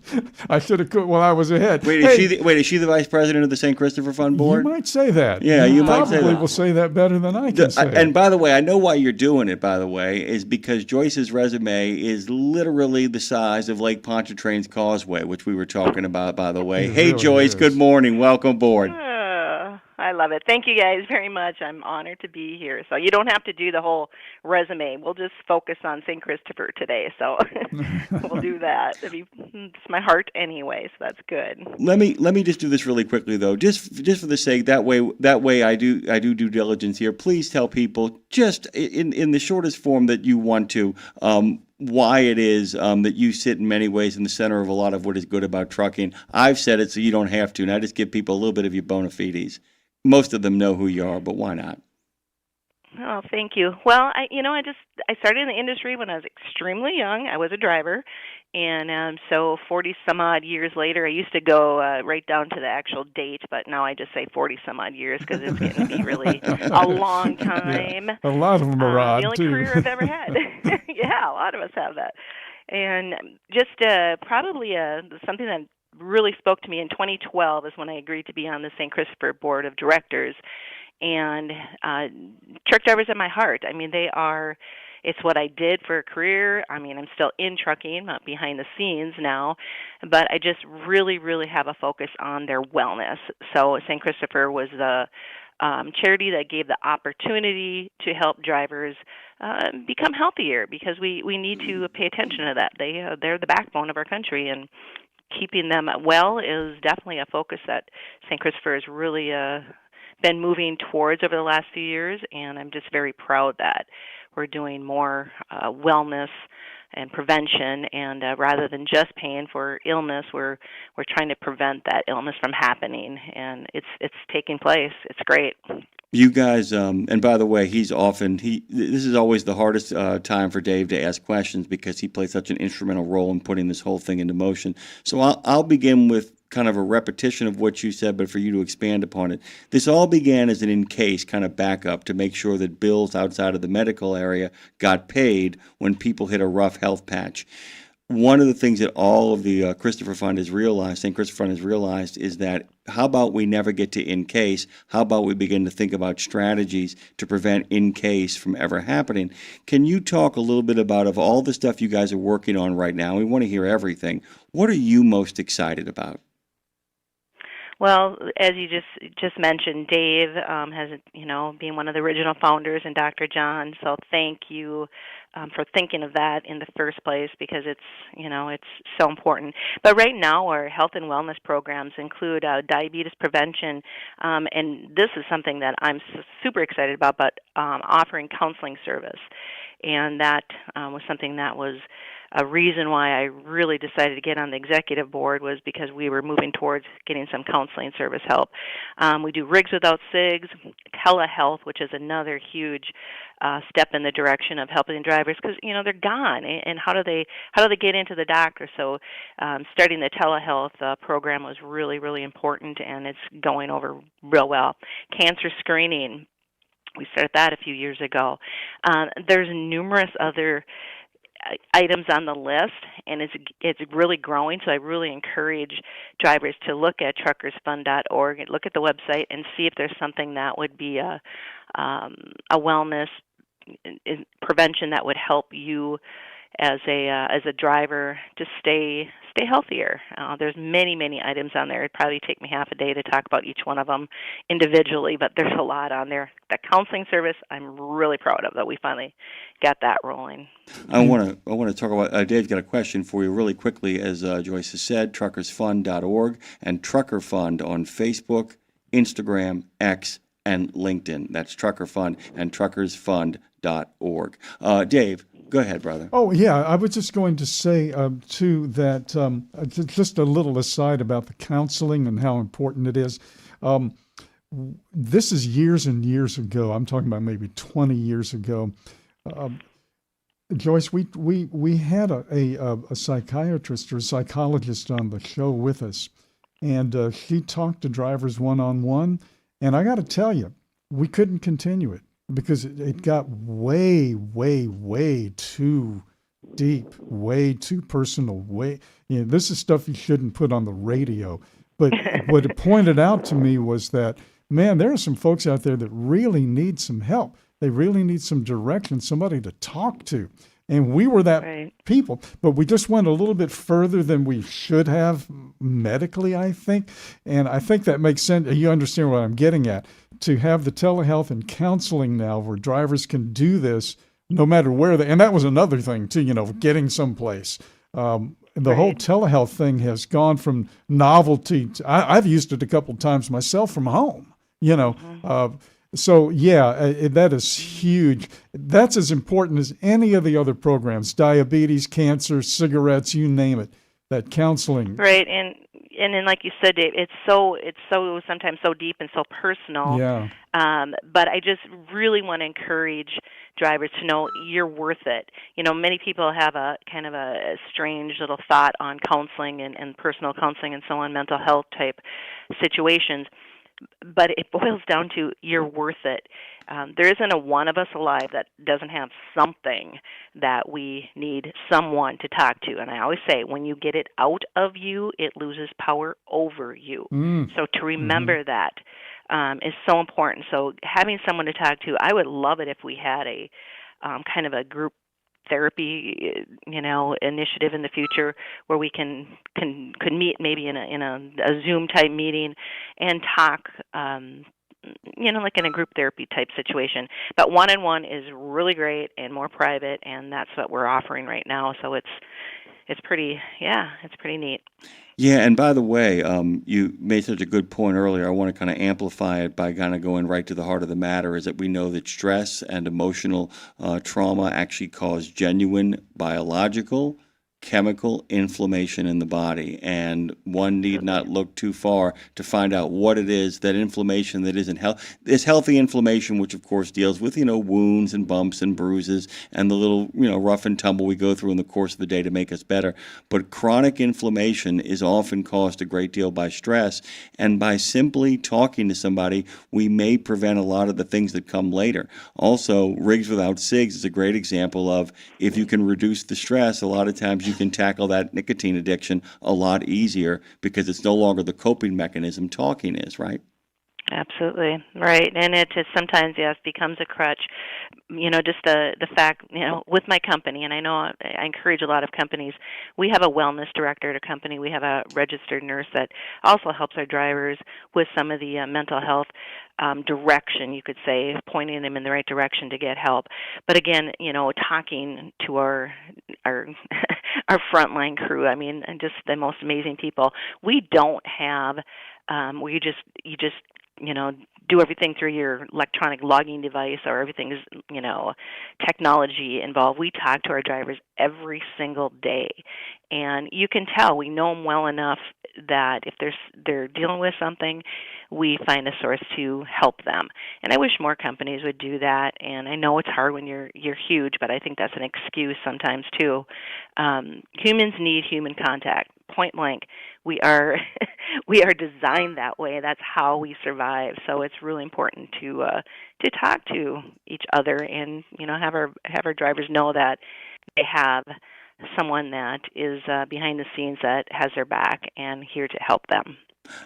It's a good model, by the way. The other thing is, by getting involved with the St. Christopher Fund, it's a great reminder for anybody who does get involved that it's so important that if you're behind a desk, that if you run things, that you should never lose contact with even the smallest person on your payroll, even the person who's there part-time. It's a great reminder as that SCF is as much a community as it is a nonprofit, correct? And that we take care of each other. Absolutely, and it's really right now we've had a change in our some of our leadership, and it's going great. Donna Kennedy is still consulting with us, but our new director, Courtney Neiman, she's doing an amazing job. Her and Diane have been hitting the street. Right now they're down at the Women in Trucking conference, but they were with me out at the American Trucking meetings that we had a few weeks ago, and they're really, really trying to get the word out to those that make money from truck drivers, and we need their help. Donations are down. The economy is not that great, so I'm really encouraging people to do things within your companies.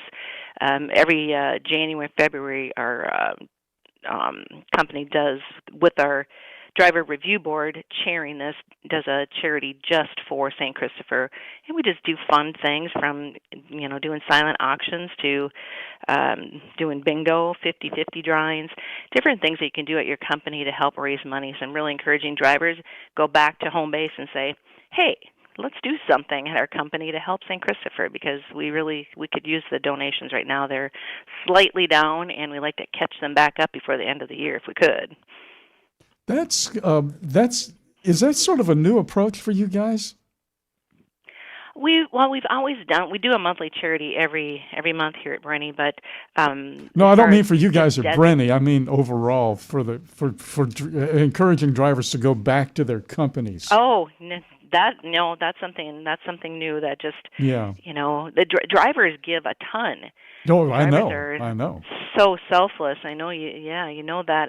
We need it from the people that make money off of it. We need some corporate money here, right? Amen. And quite honestly, that's the reason why I decided to say yes to being on the American Trucking Association Executive Board. We need some of those big players to help us out, and they have been helping us out. Just a little bit more would be great, though. Mm-hmm. By the way, we got your notes from Claire. Thank you for comprehensive notes. The best part about these notes, it means we can get you back on this show, and there's still so much more to talk about, and we're really excited about all of that. Thank you for making time this morning for us. We're so pleased to have you, and so pleased to be a part of this community as well. Joyce Brenny, everybody, thank you so much, guys. Go to Truckers. Thank you. You got it. Thank you so much. We're going to take a break here, as we always do at the top of the hour. Nice lady there, and a real bona fide trucker. Good to spend time with him. Hold on tight for a second, Dave. Don't go anywhere. Thank you so much for being a part of this half hour, and tell them where to go, where our socials are. Well, you can go to YouTube, go to RadioNemo, one word. There are precious few nonprofits in the trucking industry, and even fewer that make a tangible difference in the lives of professional drivers. So thank goodness for the St. Christopher Fund. Since 2008, over 4,000 over-the-road semi-truck drivers have turned to the St. Christopher Truckers Fund when a medical issue took them out of work. The SCF steps in and pays necessary household expenses such as mortgage, rent, utilities, insurance, and vehicle payments. The SCF also provides free health and wellness programs for drivers. So find out how the SCF can help you, or help the SCF yourself. They'll turn your dollars and cents into that tangible difference for the professional drivers who need it most. Support our highway heroes with a donation at truckersfund.org. In a video game, if you get enough experience, you level up. And when you level up, you gain more skill. And with enough skill, you beat the boss and win the game. Sounds a lot like trucking, doesn't it? Except in trucking, you don't beat the boss, you become the boss. And if you want to be the boss, you gotta meet the boss. And that boss? Carrier's Edge boss, Jane Jazrawi. Want your drivers to level up? Carrier's Edge has the training, comprehensive safety, compliance, and best practices on one website. It's a simple subscription with no contract and no commitment. Learn more. Try it out. Level up. CarriersEdge.com. Hey, come on! We're starting the game! All right, I'm coming. Wait for me. CarriersEdge.com. At Radio Nemo, we believe in finding your tribe, your people, your gang. But you can't find your gang unless you find yourself, and you can't find yourself unless you write, right? Lindsay Lawler's We Should Write is a podcast about the healing power of writing. It dives deep with creatives of all types to discover how putting a pen to paper helps them work their stuff out, and maybe gives you the permission slip to do the same thing. We Should Write, live at noon in the center every Wednesday, and then everywhere you get your podcast. Go to RadioNemo.com and learn how to write yourself to healing, creativity, and clarity. Right? Live from the I-10 corridor from the Fastport Studios in the city of New Orleans, it's Nemo Nation. It is Nemo Nation. My good friend Phone Master Dre is on the case. There will be some time at the end of the show to get a little conversation going with you guys out there. This is one of our fast-paced half hours. We have 3 guests in 30 minutes as we make our way down the highways and byways. After the guest that we have on now, Eugene Malero is going to give us the skinny on the Fat Cats and what's going on in Washington, D.C. The word is shut down. Maybe we can turn the power on. Mike Roth, the executive director at NACFE, is going to make some time for us. And then Al Hanley's going to have a special half hour. He's the CEO. He's been on Education Station with us, but he's the CEO also of Troops Into Transportation. You can go to troopsintotransportation.com. He is bringing William Caswell, Mark Smith, and Robert Brown, all guys in the transport sector who also are veterans who served with honor. But before we get to any of that, Dave, would you care to introduce our next guest? Yes, Keith Wan is going to be joining us here. He is the creator of the Truck On mobile app. And Keith, good morning. Good morning. How are you? Doing real good. Thanks for being with us here on this Monday morning. And the oh, it's my pleasure. Birthday of the United States Marines, too. Turning a trucker's mobile phone into their mobile office sounds like a plan. Boy, I'll bet there's a lot of work in the back room on that one. How did you put that together, and how does that work? Well, there is a lot of work in the background, and interestingly enough, when I took a look at the commercial trucking industry after having done a lot from a legal and regulatory bent and creating products and services, what I noticed, in addition to being the backbone of our supply chain, we've got men and women out on the road spending a lot of time out there and just being buried with app fatigue, having to go to maybe as many as 15 or 20 places to get what they need. And each of them serving a purpose. But I thought, wouldn't it be great if you could integrate it into one portal and even connect those that they're going to one central place? And hence the concept of Truck On was born. That's remarkable. So you said app fatigue, and by the way, we instinctively know what that means. But can you talk about if, in fact, people onboard your app, how many more apps they can get rid of after they've onboarded your app? Because one of the best apps you can possibly get is the one that allows you to get rid of 10 more. What are we talking about in comprehensiveness in regards to Truck On? Well, it's growing as we continue to add to it. I mean, even to the extent now that we're going to have access to RadioNemo programming through there. We've got hotels, we've got parking. Many of the companies and fleets and the drivers getting older said we need access to Medicare information. And you could go to Medicare.gov if you needed to with it. Different insurance providers, the ability to integrate with companies like Diesel Laptops and others. So we will actually take, and it doesn't matter to us, when I'm doing this work on the app, It could be a link to a web page. It could be a link to a platform. It could be launching someone else's mobile app.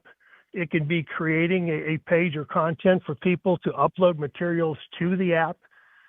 We've done all that. So it could be as many as 10 or 15 different things that you don't have to have. And if people have ideas and say, here, we're using these types of apps or this service, and could you integrate it? We take a look, and we're continually adding others to the app platform. Essentially, you have the way in television it works is they call it a writer's room. So I'm guessing you guys, and it might just be one or two of you, but at some point, because it has to begin foundationally, if I'm understanding this, you have to begin foundationally by saying, okay, what absolutely has to be there? And then it almost then turns into, okay, now that we've got the foundation established, we've got to start thinking about what else actually works over here and do we have space for it? So can you talk a little bit, Keith, about process, about how you guys, it isn't just like, well, throw this one in and throw this one in, although I'm sure at times it feels like that. You have a vetting process for what gets included. Yes. And I can tell you, it starts with my philosophy when I created it was to think about, with all due respect to autonomous trucks, right? We've got to keep the trucker in the truck and the truck on the road. So things that are germane to keeping that trucker in the truck and truck on the road. And then remembering that if you're going over the road, there's a lot of downtime and they're trying to run a business. So hence turning the trucker's mobile phone into a mobile office. All those things go together. So what are the services and products that they need to be able to do that? And that comes first. And we've spent time aggregating all of that. The second thing is, I started this thing as an assistant attorney general of the state of Ohio. I'm a former regulator. I have a law degree in that. So the vetting process begins with me. And it's pretty thorough in terms of what has to happen. And it's not just in terms of being the right product or service, but then technologically, is it seamless? Does it work? And does it make sense? Does it add value to the platform such that it's going to make a difference in the trucker's life? Is it going to make something easier? Is it going to make something better for them? And if it checks all those boxes, then we will take a look at it and say, okay, how does it fit with what we're doing? And, where does it go in terms of the dev schedule? Last question for me, and then I know Dave is going to have some stuff too. So is this the kind of thing where I can run my office out of my phone while in my truck, not while driving, guys, but I can run my office from the road, but then get home and then jump on computer and then be able to, have the same information there as well too, so that you can actually mix and match? I mean, we're talking about something that actually allows you to have work from the laptop to the PC to the phone, back and forth, correct? Absolutely. See, that's the beauty of the technology is it doesn't know or care how you're accessing it with it. So if you're credentialed in with whether it's a CPA or whether it's one of the other platforms, if you access it on the road from the mobile phone, whatever you're doing with that platform, when you get home and then you're on your laptop or your iPad, you're going to integrate with the same types of things. So it is 100% going to be seamless with respect to that. However you interact with that particular app, product, or service, it'll be exactly the same. We have been talking, Keith, this is Dave. We have been talking earlier this morning on the program about freight fraud and cybercrime and all of that stuff. Does the Truck-On app play into that world at all? Is there any special security considerations that you have that we may not know about?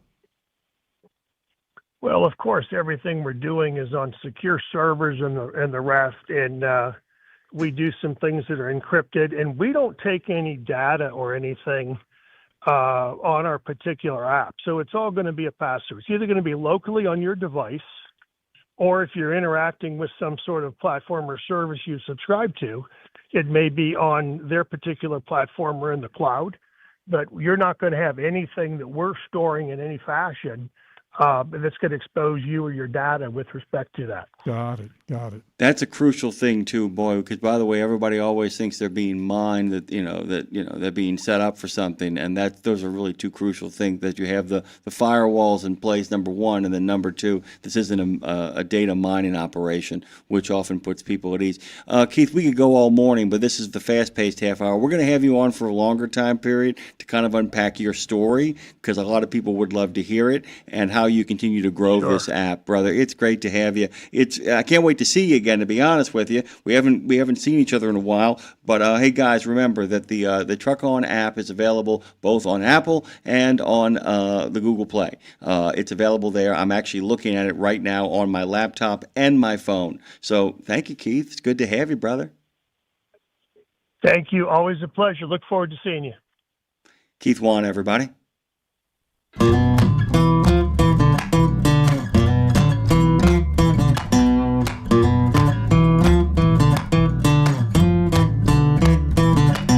Would somebody open up this damn government? Eugene Malera knows what I'm getting out of here. Nobody's home. Yeah, Dave, you want to do the introduction? To the guy who's not here? Yeah, he's here. Eugene Valero is joining us on the program, our dear friend from Transport Topics, and got a lot to talk about here this morning. And we have a new ATA chairman, huh? Yeah, that's right. From Grondike Transport out of Oklahoma. His name is Greg Hodgen. He is the CEO. He's been with the company for about 25 years and newly installed in October or last month. And among the things on his priorities his to-do list is to work with Congress, work with Washington lawmakers on highway funding, but of course, the government has to be open for him to be able to do that. You wrote an article about him, and the title is Growendike's Greg Hodgen aims to be trucking's superhero. And when you read the story, you realize, no, wait a minute, we're talking real superheroes, Aquaman and Batman and Superman and all of them men, huh? It's kind of a very unique approach. Yeah, that's right. You know, I spent a half a week with him. I got to know him, and he's a very serious business person. He's a very serious executive. He does have a huge affinity, passion for comic books, and he is really seeks a lot of guidance in the story of Superman and the DC Comics world. And he has this dichotomy that on one hand, you know, he is a very, focused, direct CEO, whereas his management style is adopted by some of the lessons of Superman and the Justice League, for those people who know the comic book world. And I even told him, I said, hey, you're talking a lot about this. I'm interested in making this part of your profile. And he's like, please do, talk about it, because I'm all about it. And his office, he has a lot of decor about, superhero Superman, not only DC Comics, but also the Marvel universe with, Iron Man and the different characters. And it's a tool that he uses to be somewhat tongue-in-cheek with his leadership team and his colleagues. So to work seriously, but not to take themselves too seriously, bring some levity to the workforce, to his executive team, and also to really enhance the collaboration, the spirit of teamwork that he continues to point to, the Justice League. So it's really a character, a profile that really examines the complexities of corporate America and how he is able to tap to pop culture, to get some lessons and share that with not only his colleagues, but also the industry.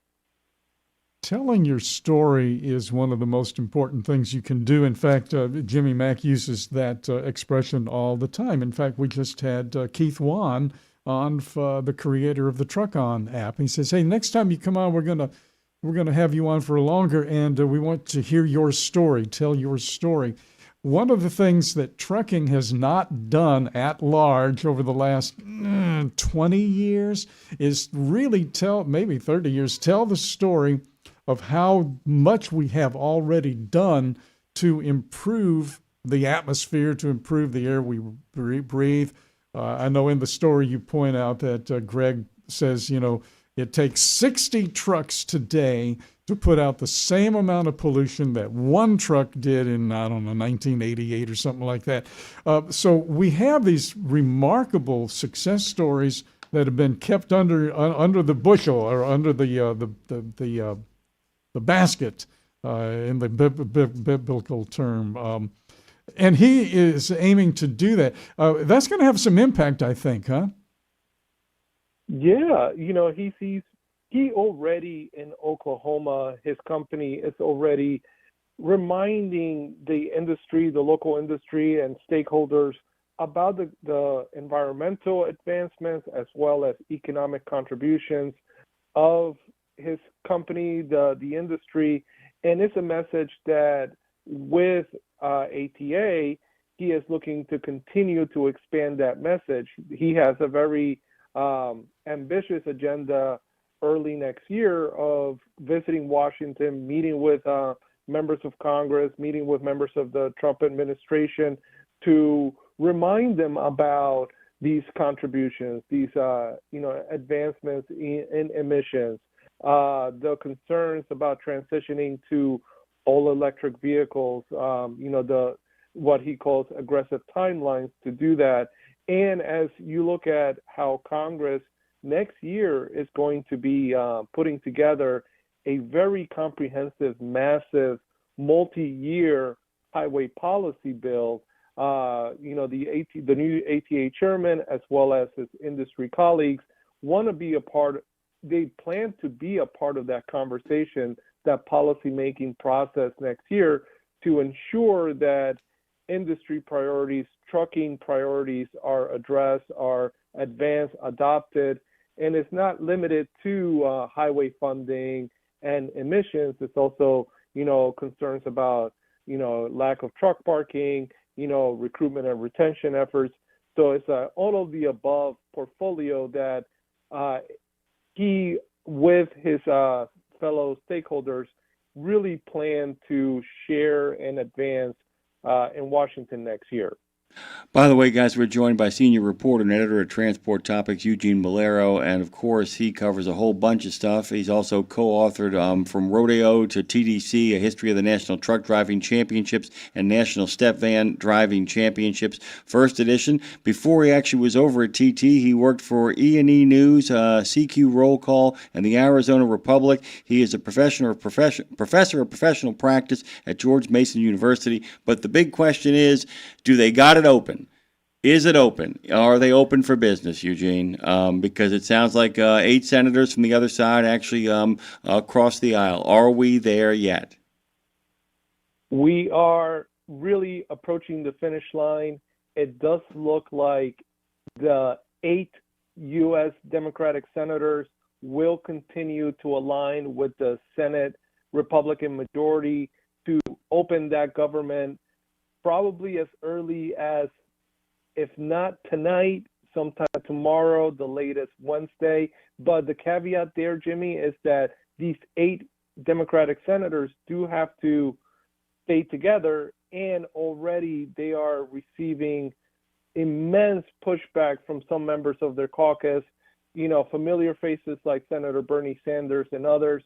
So we are witnessing, Jimmy, really a splintering of the Democratic Party and the Senate on Capitol Hill over this shutdown. With that said, it does look like we're 90 to 95% there on reopening the government. But as you know, Jimmy, all things in Washington is not done until it's done. So everybody's like all eyes on Washington right now. Yeah, and despite the House of Representatives Speaker doing his best to attempt to put a positive spin on it or make it seem like a big nothing burger, let's be real. The events in New Jersey, Virginia. Forget about the city of New York. That's an entirely different animal. But smaller local elections in Georgia and Mississippi, a lot of things gave a lot of people pause, and there are a lot of people with a D behind their name right now going, let's have a discussion about leverage for a second here. So there you go. That's the other dynamic that's playing its way through. Is 8 enough? I don't know the math here. Does 8 get him there? 8 gets him to 60? It's 52. Yeah, It's so 52-48, and so it takes 8 senators to get them to 60. The other thing I wanted to ask you about that as well, the pushback they are getting, but these 8 senators are also maybe speaking for other ones who aren't going to cast that vote regardless, right? yeah, exactly. You have the 8 do represent the moderate wing of the Senate Democrats, and they are acting on behalf of probably 24 of their colleagues. These 8 are unique in that 2 of them are not seeking re-election, and then the 6 remaining are in states that are purple or that favored, President Trump. So they themselves are, in a very tough dynamics politically, especially since they're vying for re-election.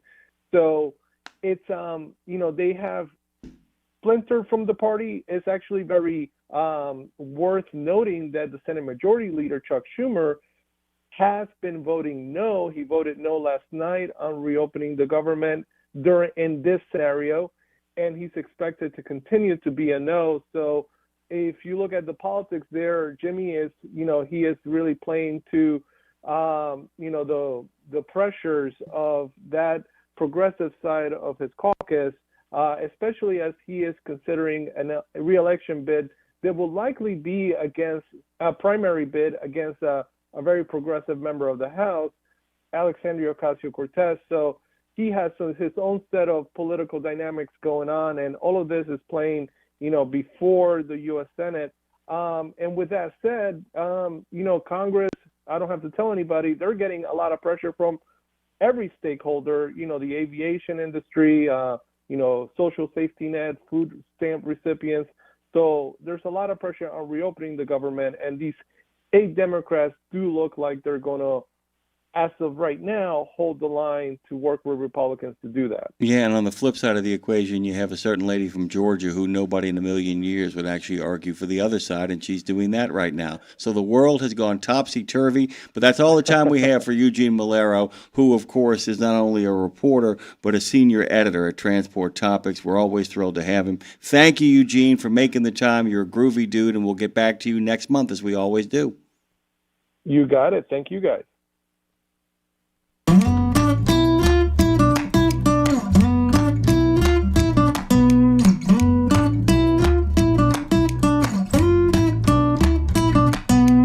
We have a little bit of time to chat and shoot the breeze before our next guest, a long-form conversation that we are going to be having with a good friend of the show now. We got a chance to meet him for Education Station. He's going to be coming here. Al Hanley is going to be making time. He, of course, is the CEO of Troops into Transportation, and he's going to be bringing along William Caswell, Mark Smith, and Robert Brown, all who served their country with distinction and honor, who now are in the transportation sector. We've been talking about fraud all morning long, Dave, and I kind of alluded to it with Ben. I wanted to unpack what I'm talking about.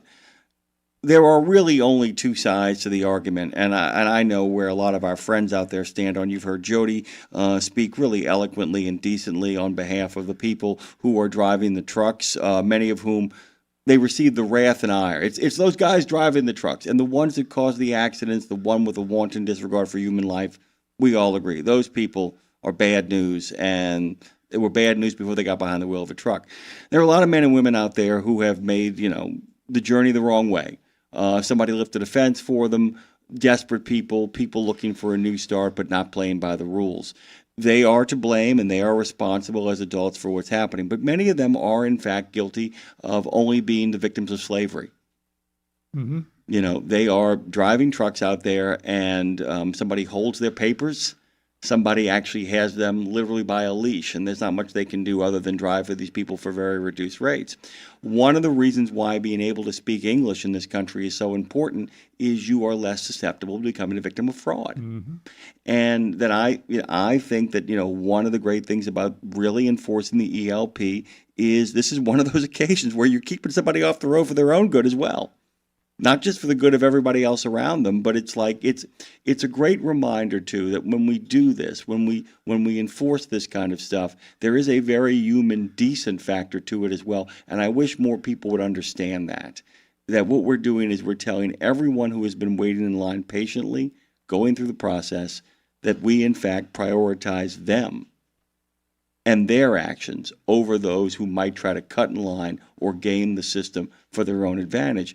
But the people I think that are the most susceptible to fraud are the people who don't bother or are unable to learn the language. And I thought Ben's addition was great. So it's people who can't speak English, people who don't have the tools and knowledge of their profession, which can be corrected with proper training and preventing people from just handing out CDLs like it's a paper mill. But then finally, that language of fraud as well, too. I'm glad we got back to that question, too, because a lot of people don't realize that the complexity of fraud is not just in the obvious execution of it, but how good they are at making it look like the thing itself. Sure, it might be too good to be true, and sure, it might have a sense of overhyped urgency, but it gets more and more looking like the thing itself. I mean, what happened to my friend last week, he got hacked. And he and I were working with a nonprofit who can't afford what we can do for them to some degree. They need to find the money elsewhere.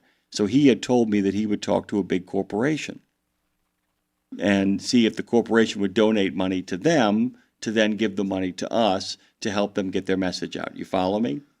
The hacked email I got from him, and I was a BCC on it. Now think about this. The hacked email that I got from him was BCC'd me. It was to an escrow attorney for that company with 3 separate contracts attached explaining how the funds would be utilized, which means somebody put all that together. Do you follow me? Somebody actually got into his information enough to understand that I would open up that email. As a BCC, it's as if, oh, my friend is sending me the deal he just made on our behalf. So clever. And putting me as the BCC is even more clever because the deal seems to be in mid-stride. It's not done yet, but it's the proposal, and it looks like it's in really good shape. Think about the fraud in that, the complexity of that the bait is even removes the urgency. Yeah. It just plays upon my delight that funds may have been secure for this larger project. It doesn't even ask me, it isn't like, it doesn't be like, oh my God, it isn't too good to be true because it's not done yet. It isn't urgent because I'm smart enough to know that a deal moves at the pace that it moves, but it looks like it's moving at the proper pace. It's all designed to pique my curiosity of what those numbers are, what the finances are discovered. Isn't that crazy? Yeah. I mean, that's where we're at. What's you're right. We get these emails all the time. Of course, I mean, everybody gets these emails all the time, and you can pick them out. You can see the bad grammar, that sort of thing. But if you don't speak the language, you don't know if the grammar is good or not. Well, yeah, because there are 2 marks. If the mark is me, man, it was sophisticated. Ooh, it had contracts in it. It looked like the real deal. But the thing about when somebody can't speak English, go get them. You can just have a fire hose of BS and just unload it. And you're right. You only need to sell one. Yeah, that's you only right. need to get one hook on that line, like Yeah. Ben talked about with the ice fishing. You only need to hook one line, and you got yourself a meal for the day. And these people are just looking to make a living. And it is the dark side of sales and leads. We click, I've done this myself too, even on the phone, on the computer, doesn't matter. You can click stuff without even intending to click. It's almost becomes like Yeah, well, they want you to click stuff without looking at it. It's the same mentality about a user agreement. They're hoping to be like, I just scroll to the bottom and click. I just need you to click once. There's a whole Mark Graney book that begins like that. It just begins. One of the book begins with one guy just pushing one wrong button. He isn't even really that sloppy. He just clicks on one, and the moment he does it, he knows. He just doesn't know what's going to unravel. We're out of time. We got to get on to our next segment, by the way. Al Hanley, the CEO of Troops in Transportation, is coming up. TroopsIntoTransportation.com. William Caswell, Mark Smith, Robert Brown are going to be joining him. So let's get this going on, man. Groovy stuff headed your way. Nemo Nation continues. Hit that like, thumbs up button on the Tube of You or the Book of Face. Let us know. 17 Sapp Brothers Travel Centers are known for great food, hospitality, and mom-approved showers and restrooms. But don't forget the service centers. Sapp Brothers ASE certified technicians can repair nearly any issue in shop or roadside, including axle repair. Dig into your free steak dinner with your oil change. That's a Sapp Brothers tradition to thank you for your business. Tires? Sapp Brothers will beat any competitor's advertised price on tires. And download the Sapp Brothers app for exclusive promotions in the shop. 17 Sapp Brothers Travel Centers are known for great food, hospitality, and mom-approved showers and restrooms. But don't forget the service centers. Sapp Brothers ASE certified technicians can repair nearly any issue in shop or roadside, including axle repair. Dig into your free steak dinner with your oil change. That's a Sapp Brothers tradition to thank you for your business. Tires? Sapp Brothers will beat any competitor's advertised price on tires. And download the Sapp Brothers app for exclusive promotions in the shop, restaurant, and store. Your spot under the coffee pot is waiting for you at Sapp Brothers. There was an era when truckers were out there, alone. Long rides, dark nights, miles from home. As part of the Road Gang, though, Dave Nemo helped change all of that. As a voice in the darkness, Dave kept drivers going with music, jokes, and of course, friendship. And if you miss those days, Radio Nemo's got something for you.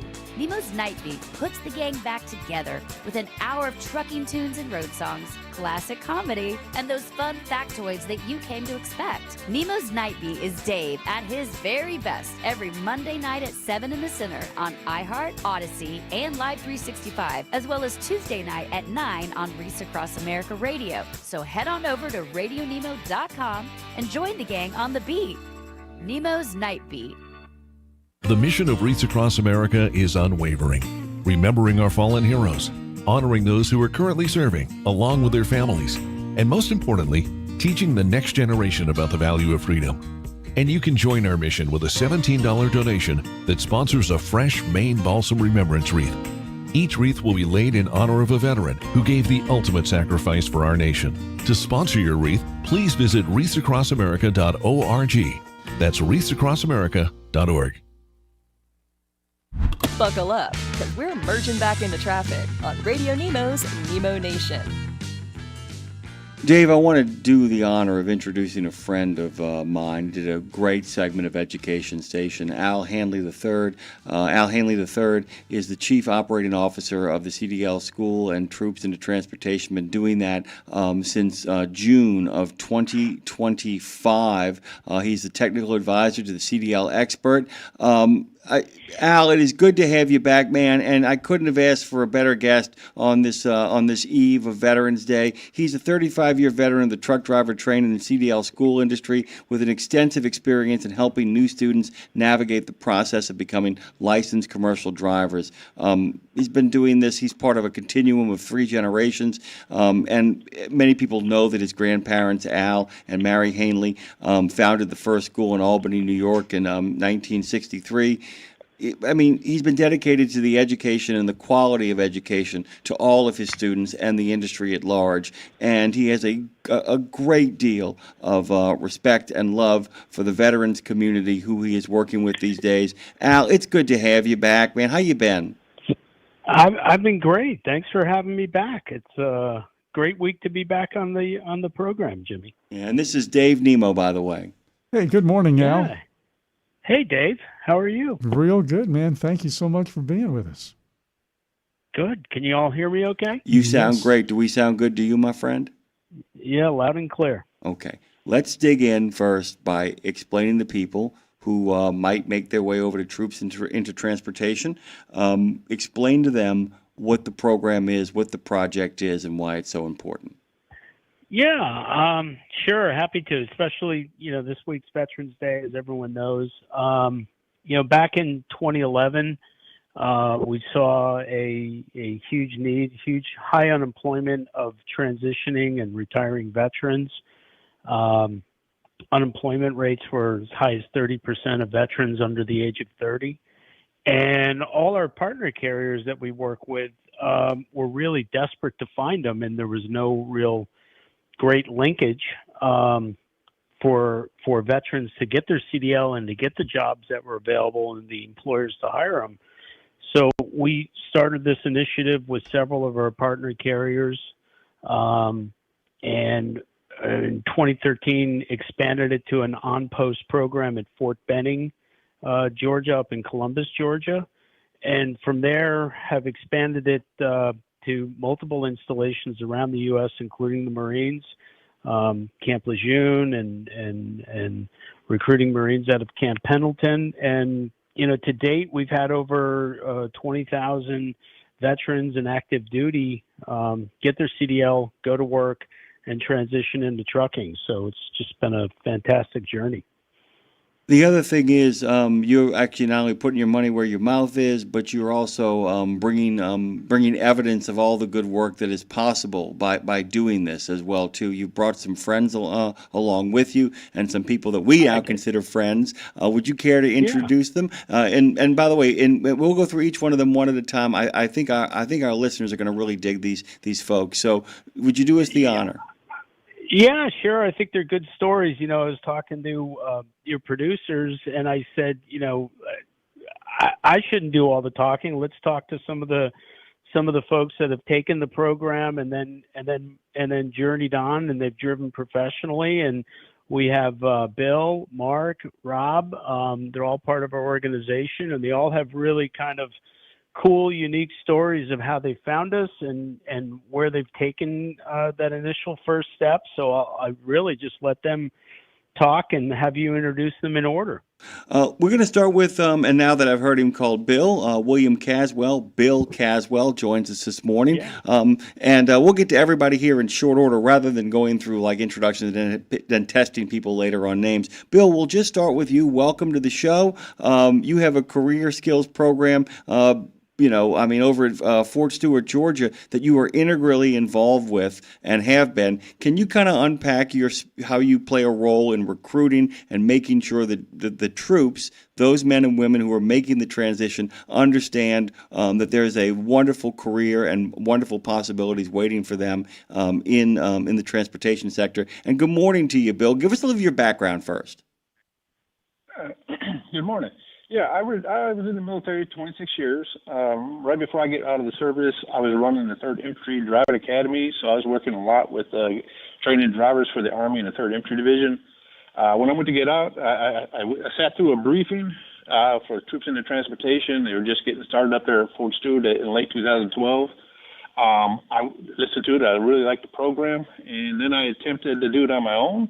I got what's called a military skills waiver. I kind of took the test, passed the written portion, and once I got the written portion, I got hired by a major carrier.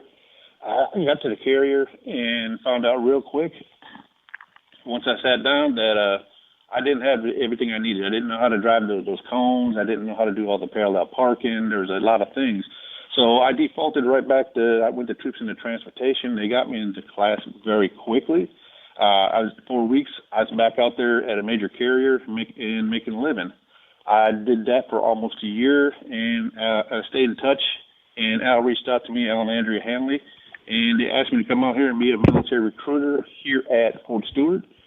And the rest has been pretty much history. I just really like talking to everybody because I've walked that same path. A lot of our transition service members are walking.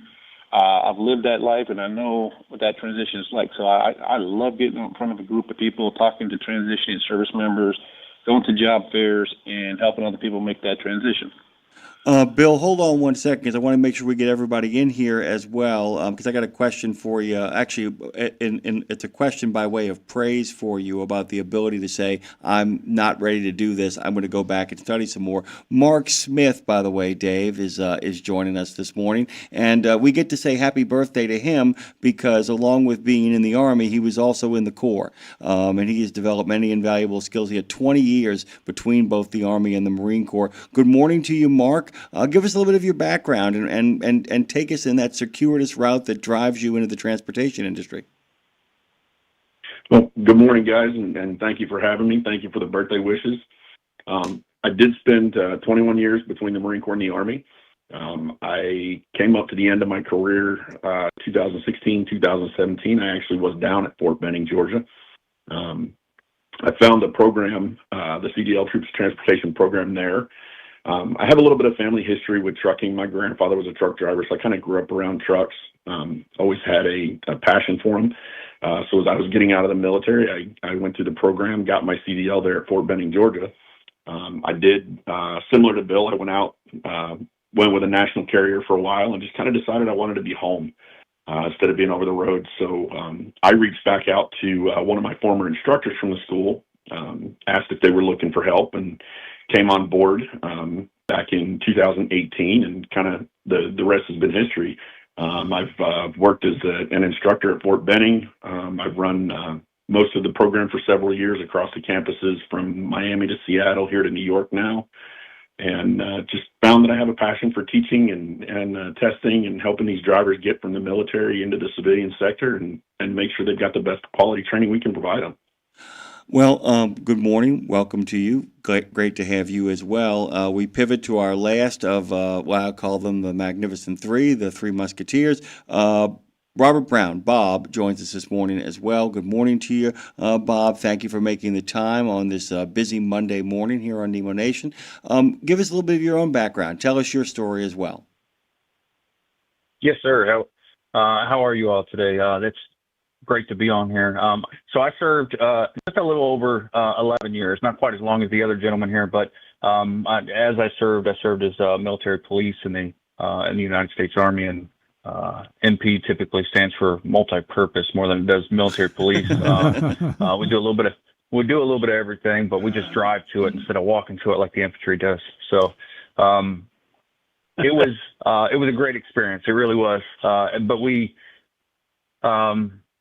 as I started transitioning, like a lot of other folks transitioning, I had multiple plans. Thought I had 3 good solid plans to transition out successfully, and like most of us, that plan started falling apart as I started getting closer to exit. And I actually ran into Bill Caswell. Bill Caswell was my recruiter for Troops into Transportation, and he really helped me navigate through the messy transition of getting out and getting me straight into this training pipeline. So then I went and I trained at our Fort Benning location, which is, in my opinion, one of our best locations that we have, and earned my CDL there. Went on to work for TMC Transportation. I worked there for it was right at 2 years, which I would have loved to do more time over the road. Actually, I really love this job. I do, but life again threw me a curveball, and things just started changing in life for me again. And it was right about that same time that actually Bill Caswell reached out to me again and said, "Hey, we're actually looking for instructors for our Fort Stewart classroom location." And so timing just worked out just right. I always say God knows what he's doing. So he took that time to just get me connected there, get me put into the pipeline here at Troops into Transportation, where I've been able to progress through the company here and make it to the director of training position here. So, by the way, great time. I'm going to turn this over to Dave here in a second, Bob. But I can tell you, I understand that from my own family's history. My grandfather in World War II was an Army Air Corps fighter pilot.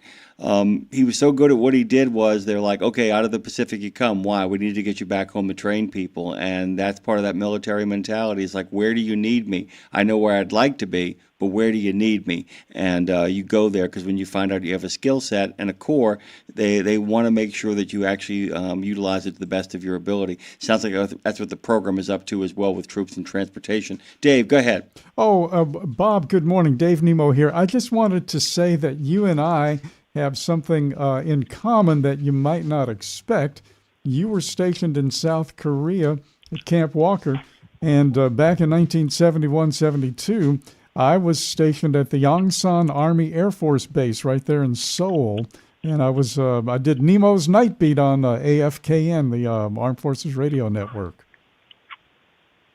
That's amazing. That's really cool. Yes, I did. Yeah, I was Camp Walker, and then I did a second stint over there as well. One in 2003 and one in 2010. Mm-hmm. It was a great experience over there. Yeah, great people, great. It's a great experience to go to Korea. It really is. It was great back then, and it's completely different now. I understand. It's better. Yeah. K-pop hadn't come out yet. Two different experiences, that's for sure. Yeah. But at least Dave didn't have to fight the war of K-pop. I want to ask Bill a question here, really quickly. Bill, so much of what you do is in the recruiting sector. So much of what you do is the ability to kind of, I don't want to say sell the people on the program, but show people what the program can do for them. And so I would kind of ask you, given your understanding of this program, if you have a recruit, if you have somebody who's making that transition, what's the best pitch you can give them? What's the best story you can tell them about why this is a great track to kind of follow? Yeah, that's a great question. So I do recruit people, but it's the program itself really sells itself. It's just sitting there looking and doing a lot of listening, asking questions, what their goals are, what their plans are, and shaping the discussion around that to determine, what they want to get out of this career. And then talking about all the opportunities that are available to them, whether that be over the road, regional, dedicated opportunities, owner-operator, or if they just want to get a CDL to get into the forestry department. We just, I spend a lot of time probing the applicant to make sure that, one, that this is going to be a good career for them, and then doing everything I can to make sure that they get into the aspect of the transportation industry that they're looking for. Sorry. Okay. Well said. I'm gonna pivot over to Mark here as well too, because we then Dave, we're gonna have a conversation. The last one is going to be, of course, with Bob about theory. But the thing is too is the fact that when you're putting together a training system, because you're dealing with two things. One, you're training people how to actually act in civilian life, but you're gearing it towards men and women who have spent up to 20, 25 years in a very, very different sort of culture. The joke we make on this show all the time, I know our listeners get tired of it though, is a lot of people retire from the military and feel like they're old men or old women, except nobody bothered to tell them that a 39, 40, 41-year-old man or woman ain't old in today's society. How do you create something that acknowledges the culture that these folks are coming from while simultaneously setting them up for success in civilian life? Am I making sense, Mark? Yeah, it does make sense, especially, and Bill can probably speak to this as well, as he's got, 26 years like I've got 21. The military is very, very regimented, and, everything has standards, everything has procedures that we do. And in the civilian world, and this is something even, 8-9 years later, I'm still kind of working through adjusting to civilian life versus military life. But the nice thing about the transportation industry, even though you have guys that go to, the majority go to companies, driving out in the truck is still, they're their own boss in that truck. They're the ones that get up when they get up, start their runs when they start their runs. They base all their mission, for a better way of putting it, their mission is their call, how they run their programs. So, building that training around the regiment of what they're used to in the military, but then equating the civilian side to back into that military structure allows the students to kind of understand that, hey, I can still translate everything that I know and everything that I've known for how many ever years they've been in the military. It still slides right over to and will help base their job or their driving experience, because they'll be able to keep that regiment within themselves. They're not going to be so much put off on, you have to do everything exactly the way I say to do it, and you have no say in this.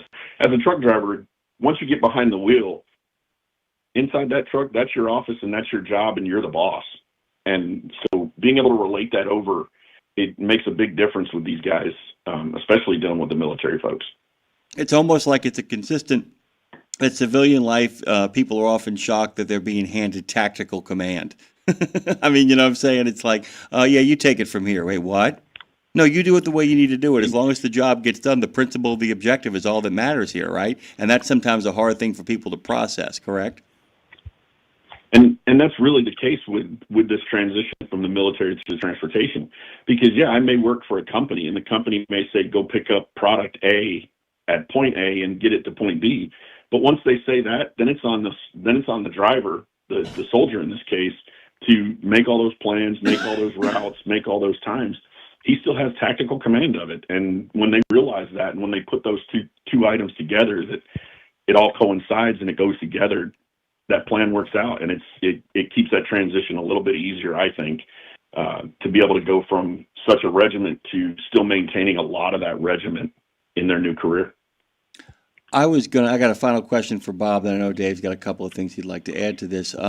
Bob, I was also kind of curious in regards to the word theory. I want to know how you define it, and I want to know how comprehensive it is. And do you feel like because you exist in a world that is constantly evolving, so that you can't lock it in. You've got to keep on kind of going back and keeping up with what is changing theoretically in the transportation industry, right? So how do you kind of balance your need to keep learning with your need to keep instructing? Yeah, that's a very good point. Over the years, our CDL theory program has come a long way. It's not just PowerPoints and just practice tests anymore, right? We've built a full learning system that meets every FMCSA and ELDT requirement, but more importantly, it actually prepares someone to be safe, confident, and employable from day one. There's just so many things that you can learn in the classroom that you don't get a chance to get the hands-on activity in the truck. Skid control and recovery. You can't just throw somebody in the truck and throw the truck into a skid and teach them how to steer out of it. Some of that stuff is just going to have to be theoretical, and you're going to have to fully understand it from the classroom aspect before you get into the truck. And that way that muscle memory is going to take over on what you've been trained through. So we've got our training method that we call CDOR, the comprehension, demonstration, observation, repetition. It's all about that repetition.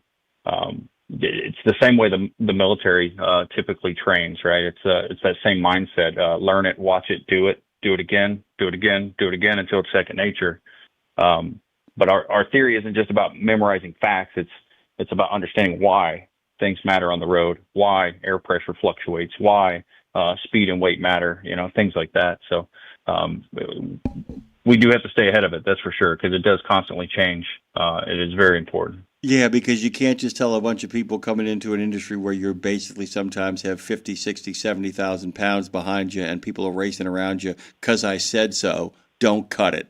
You're right. That's right. That's the reality of it. I mean, even people who follow orders say, wait a minute, what am I following and where am I headed? And I really need a little bit more of a debrief here. Dave, what you got? Well, Al Hanley brought in Bill and Mark and Bob to the program here this morning, but I wanted to circle back to Al for just a moment and kind of preface the question with this. I was in the Army for 2 years, 71, 72. When I came out of the Army, I wasn't in the Army anymore, but I can tell you now at 77 years old, everything that I did in the Army, that experience still is with me through the years indelibly. Now, my question is this. I wasn't drafted, but I was number 16 on the lottery. So I went in, I joined the Army because my stepfather was at the Battle of the Bulge in a tank. I had no connection to the Marines. They were drafting into the Marines. Okay, so there's that. Okay, now, who joins the Army today? There's no draft. The percentage of people in terms of our population is like 1% or something. And it's really low. It's crazy. Do people join the Army for a couple of years now, or do you join the Army to make a career out of it, and then it doesn't really turn into the 20 years, but somewhere along the line you need to get out for one reason? In other words, who is the guy? Would I be different today if I joined the Army today in today's world than I did in 70? Does that make sense? You get what I'm trying to get at. Yeah, I hear you. I think today's armed forces are a lot different. My dad was your era. He was he joined up in 65. Mm-hmm. He got deployed to Vietnam, and it was really in his mind at the time. He always told me, he goes, I was wasting my time in college. He had read The Longest Day, and he had always been motivated to go into the airborne. So he kind of followed that path. and then realized a career in the Army wasn't for him, or the career in the military. I see the young folks today are kind of confronted with those same choices.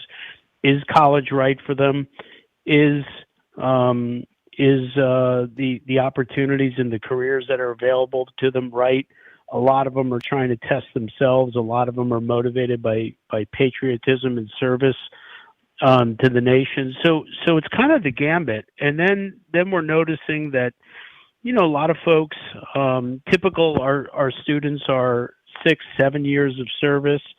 We still see a lot of retirees though, like Bill and Mark, where they did a career and now they're young enough where they're saying, okay, what's the next chapter?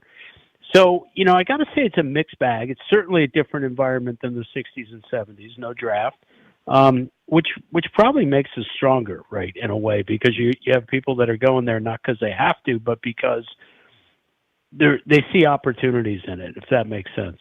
Oh, sure, absolutely. And it's become a family business for a lot of people as well, too. And I mean that as the highest form of compliment. I mean, there's people who actually understand what they are actually signing up for, and there's a culture of not only men and women who serve, but the men and women who are married to those people actually understand that a whole lot better. They understand the sacrifice that they're getting into.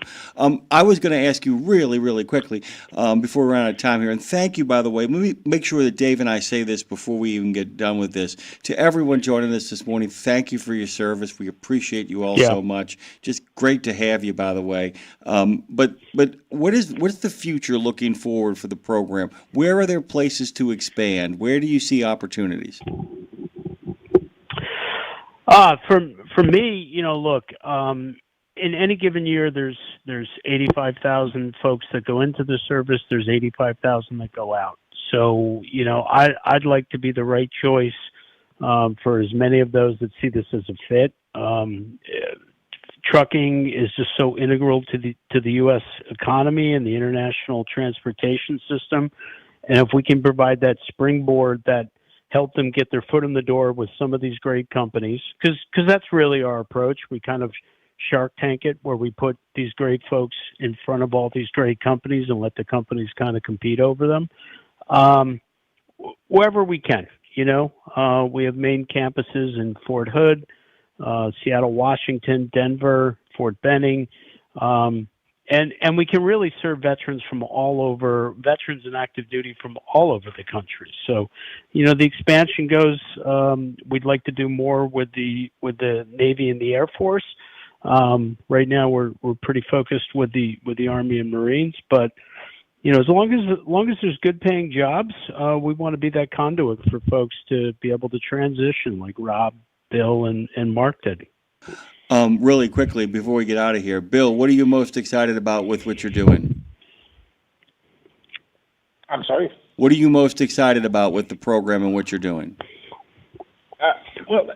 I'm excited because I believe in the program 100%. It works. I'm a product of the program. So when I'm talking to people and talking about the program, I have 100% in my heart that the program is going to benefit them. And it's not really a job. It's kind of this.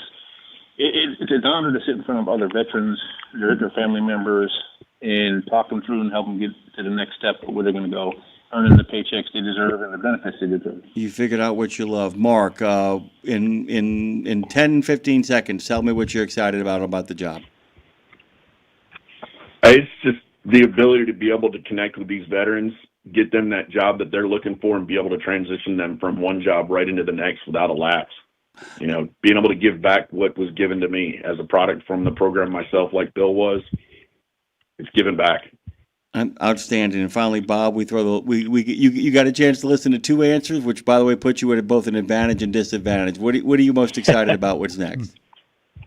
Yeah, I appreciate that. Honestly, what I'm excited about is seeing how our instruction grows, how our instructors grow into leaders and multiply that same impact. When you've got veterans training veterans, you're not just teaching a skill, you're building culture. So that culture, discipline, mentorship, and pride, that's what's going to change lives one student at a time. Dre's going to hit the music here, but Al, tell us where people can go to find out more about it really quickly. 2transport.com or cdlschool.com. All the information you need is on that website. And, I just want to happy Veterans Day to all out there. Thank you all for your service, and we're going to keep doing it one day at a time from here on in.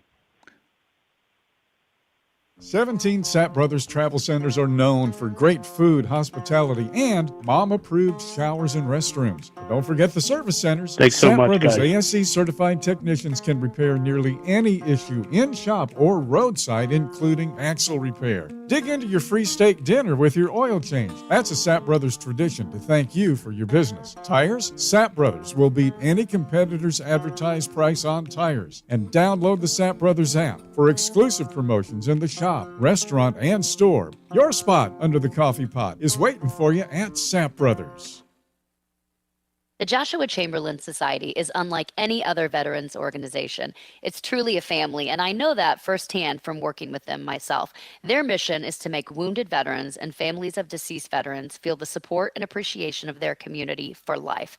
Our veterans' injuries are permanent, and so is the JCS support. From monetary assistance like paying utility bills or college funds to helping our heroes find purpose, JCS is a family that surrounds and supports the heroes who have sacrificed so much. Learn more and make your donation at chamberlainsociety.org. That's chamberlainsociety.org. Exceptional value and exceptional values. That's Bennett Trucking. A core commitment of faith, family, and freedom has driven Bennett to being the leading provider of innovative, integrated transportation solutions, both at home and abroad. Bennett's values are not just compatible with providing high-paying jobs and unmatched customer service. They're inseparable. If you're looking for an employer or a partner who believes the best business model is being a model citizen, then Bennett Trucking is the place for you. Go to BennettIG.com and find the folks who share your values. Going once, going twice, sold! And welcome to the Purple Wave Perspective, a chance for Dave Nemo and Don Nash to talk market conditions, economic factors, and top challenges. Ultimately, it's about getting the perspective of when to trade and when to maintain. So grab a cup, settle in, and see what's on the auction block. All of it brought to you by PurpleWave.com. And now, here's Dave and Don. As Claire Marie said, this segment is brought to you by Purple Wave. Purple Wave Auction is the trusted, no-reserve equipment marketplace. Bi-weekly truck and trailer auctions provide countless opportunities to locate the perfect truck to make your job easier or just expand your fleet. All equipment sells to the highest bidder regardless of price. Transparent listings allow you to bid with confidence. PurpleWave.com. They are straight, simple, sold. And without further ado or a don't, here's Dave Nemo and Don Nash. Good morning to you, Dave. Good morning to you, Jimmy Mack. Hey, Don Nash, good morning. Dave Nemo, how in the world are you, sir? Fantastic on this Monday morning, and happy birthday to the United States Marine Corps, the Continental Marines on this date back in 1775. That is correct. Yeah, 250, right? Is that right? That is correct. Yeah. Right? So, yeah, that's awesome. It's a wonderful thing to be in. It's Veterans Holiday that our veterans are celebrating. I saw my brother-in-law this morning, so shout out to him. He's doing his part. He's active duty right now but he's doing some of the stuff around our local community with some of the veterans and some of the parades that we had over the weekend. So, good day. Boy, it's kind of strange. We're going to get into what we're supposed to here in a minute, but I was just thinking, I was around for the bicentennial 1976. And the one thing that when you say bicentennial year, everything was red, white, and blue. The one thing that just flashes in my vision every time I hear about this bicentennial was Buck Owens' guitar. Oh, yeah, for sure. That's you remember right. That red, white, yeah, the red, white, Absolutely. And blue guitar. You can still find those on eBay some places too, Yep. But that was a hot thing. But yeah, it 250 years all of a sudden. Boy, that happened in a hurry, didn't it? It did, and yeah, I was around too back in the '76, and I was a young guy back in those days. But I didn't have the Buck Owens guitar, but I did have these little these little Liberty Bells that they were giving out that were penny banks, basically. And I remember getting one of those as a kid and filling that up, and about 10 or 12 years later, cracking it open and going buy some baseball cards. So I couldn't tell you. So I don't have any of that left. But yeah, happy birthday to our Marine Corps, and celebrate our veterans today for sure. Oh, fantastic, fantastic. So let's get down to business here. We are approaching the end of the year now, and I don't know if year end makes a lot of difference to a lot of people anymore in terms of future planning and timing for purchasing. Does it? Does the end of the year tack up or tack down in the auction world? Typically, it tacks up, Dave, and there's a lot of reasons for that, but and they're often competing against each other for the reasons. But it just depends on where you're at in your own business. The end of the year for purchasing, a lot of people will like to expand their fleet or make some procurements on some new equipment, trailers, trucks. It doesn't matter what it is, just because it can offset some of the income that you may have earned through the year. So you need to grow your fleet. You want to invest back in your business. Now's a good time to do it, because you're looking at prices. You know what those are going to be right now. We're not so sure what they're going to look like in the following year. So it's a good time to do that, because that purchase usually has some tax advantages for you. Is that for LLCs a lot too? LLCs need to balance out at the end of the year, and that is correct, Dave. Yeah, so they can make that those purchases and help reinvest and grow their business. But that tax advantage is there for sure, even on a personal level. That you can still do that. I think I'm not a tax guy, but I do know some guys that are owner operators that run their own show without that LLC, and can still I guess have some advantage in doing that. The other side of it is the selling part of it. If you got stuff that is it's being decommissioned, or it's a truck you need to get rid of, or a trailer or whatever like that, it's always good to do it the year before, well, now instead of next year, because everything has a birthday come January 1st, right? So that devalues it even more.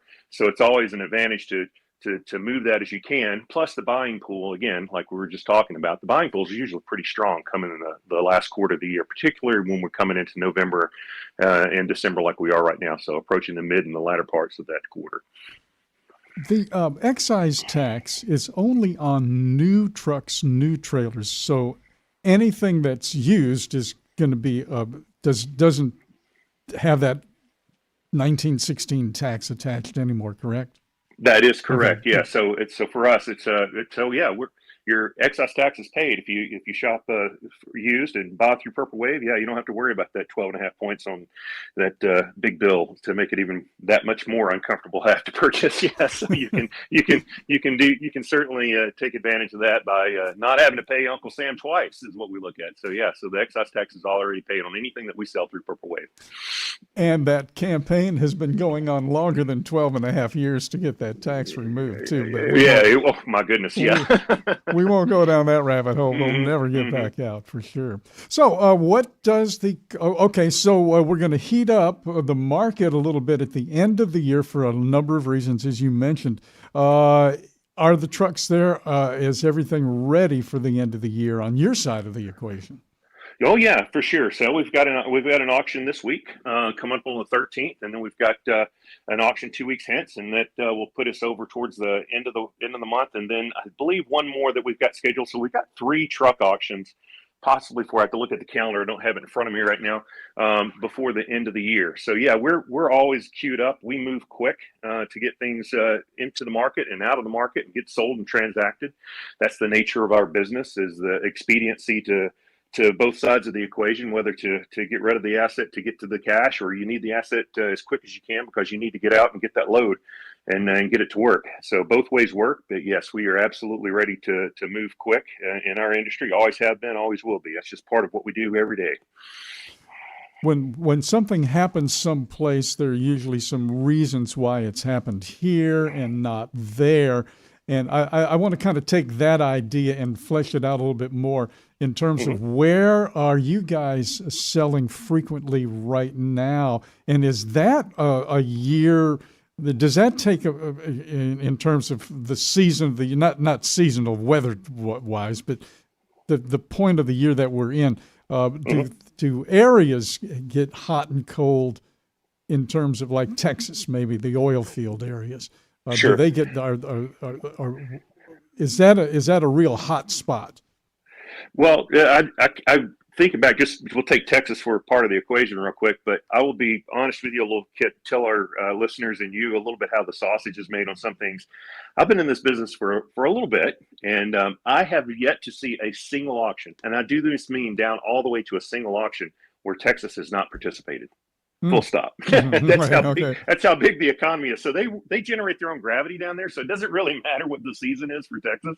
But you are right, Dave. There are other parts of the country where there's some economic seasonality to it, if you want to call it that. So right now we're looking at, for food products and stuff like that, you start to see a lot of that purchasing. You see a lot of advanced thought about when to purchase that stuff at this time of the year. So you start thinking about I don't know. You start the reefer trailers come to mind immediately. Any sort of refrigerated transport, those are usually pretty hot tickets coming into Q3 and coming out of Q3 going into Q4. Sorry.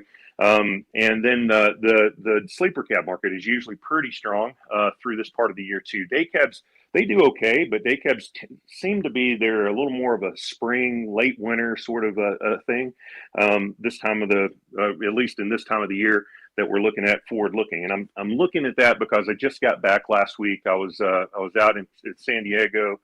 So don't hate me for that. Weather was beautiful. I know we were having it, but I was out there for the Used Trucking Association convention. Always a good time with that group of people. So it's a group of used truck dealerships. It's in its 25th year this year. So that's the same age as Purple Wave, as a matter of fact. And so we had a good time out there, but a lot of education about what was going on in the market, and the seasonality of some of that stuff was very important to some of the talks that was there. And the sleeper cab market right now kind of holding its own. It's actually, people think it's kind of beaten down a little bit. We start seeing some of these dire numbers, et cetera, but the real numbers that we looked at last week, based upon my friend Steve Tam at Act Research, was telling me the freight market is actually pretty growing, a little bit. It's expected to shrink down a little bit after the first of the year, but that's driving up a lot of the long haul stuff. And so that in turn plays into our factor about what sleeper trucks are doing, right? Supply and demand. Sleeper trucks right now seem to be doing okay. They're actually on par with what we saw coming into like 2019 or so. So we're kind of out of the doldrums of that, I think, a little bit with what the post-COVID slump that we saw. So it seems to be recovering a little bit. The reasons why, I don't know. I'm not a great economist on it. I read the tea leaves and I just take those numbers to the bank and see what we can do with them. But that's what we were discussing last week. And those seasonal economic factors are addressing that as well, because a lot of the stuff that we see that are doing pretty good right now, that the freight rates are mixed, but the flatbed stuff is looking really strong right now, stronger than it has been. Let's put it that way. And that drives up a lot of the some of the sleeper cab pull too. I mean, the long haul flatbed stuff is what I was talking about, and that was addressed last week at TMA. So, but yeah, you're absolutely right. There are some reasons behind that. There are always economic factors associated with it, typically, whether that's spawned from some regional event or something that's more on a national level. But yeah, there's always those moving factors that create moving targets in our industry for sure. One of the, and I'm not circling back to the tax, but I'm going to use it as a reference. The excise tax is really high. It adds 25,000 now. I think it was the latest number to the price of truck. So a lot of folks would like to have a new truck because of the ADAS equipment that it'll have, because of the driver safety, the fuel economy, and insurance breaks, because the more bells and whistles you have, the more the insurance companies like it. Is there so somebody who wants to take a look at a new truck, are they looking at trucks that you guys have now because you're getting enough of these in at this point? Is ADAS going back far enough to where you can say, well, we got some great ADAS trucks here, if we can call them that, ADAS trucks. Right. So are we kind of coming to a median point to where, I could buy that new one, but this one here's 3 years old and it's got everything I need and the insurance company likes it. Is that more of a motivator now? I think so. Yeah, not being a long haul driver myself or a conventional driver, but the stories I hear is that's a yes, because the truck from 5 years ago, 4 years ago, we'll talk about it on the truck of the month. We'll talk about it in a minute, but it's got pretty much the same equipment as one that you're paying for now. Yeah, there's some refinements on it and stuff like that, but the standard, ADAS stuff that comes on those trucks has been around for, a little bit now.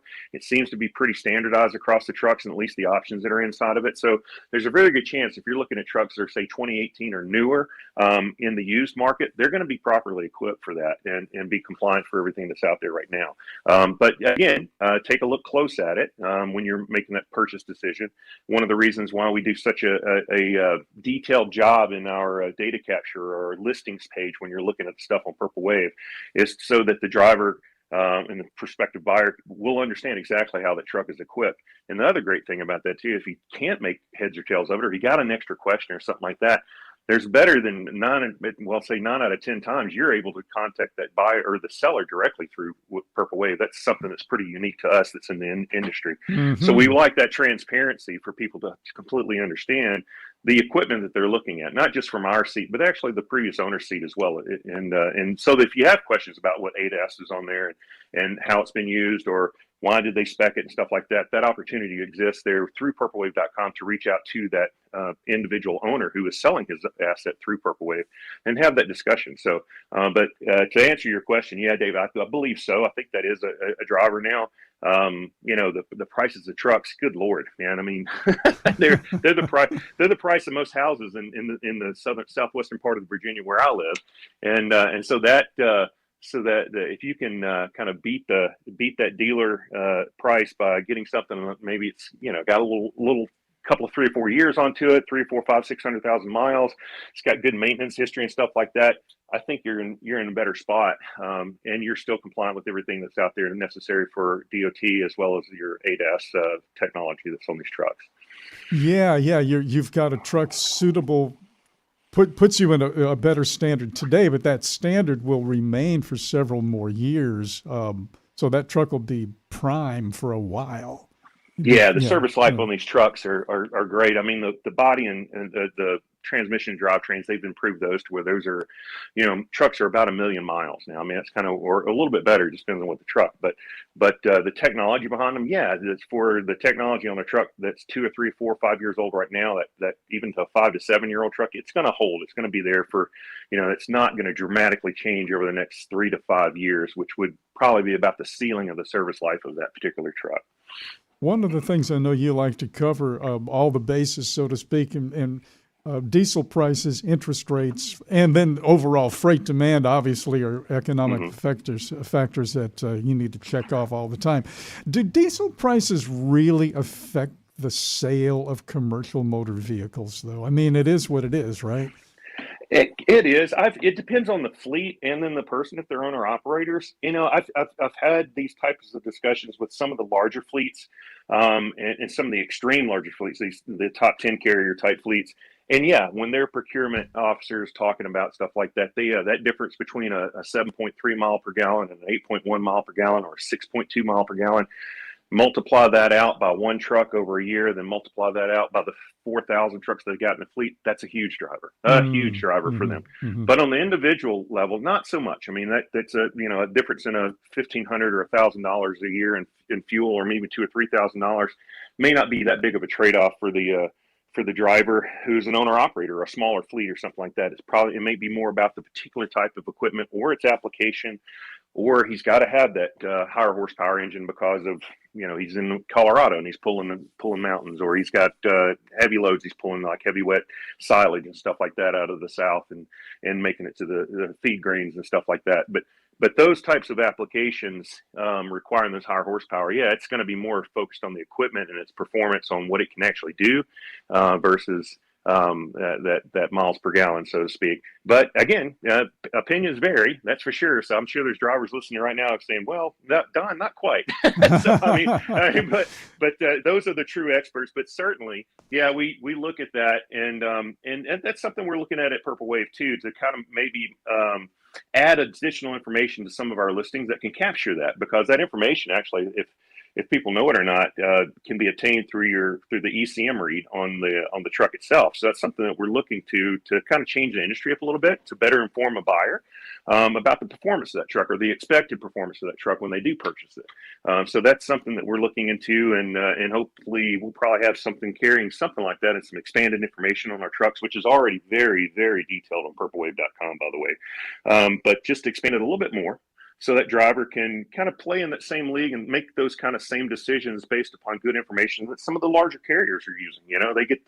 They kind of get handheld and hand spoon fed by the dealers and the OEMs for sure, because of the volumes that they buy. But we kind of think that information can be shared out to the rest of the country too, owner operators, small fleets, that sort of stuff. So we're looking at that. But yeah, that information I think is key on the large fleets, maybe not as key on some of the smaller fleets and the owner operators, and it's much more about the application of the equipment and its performance for the job that they need it to do.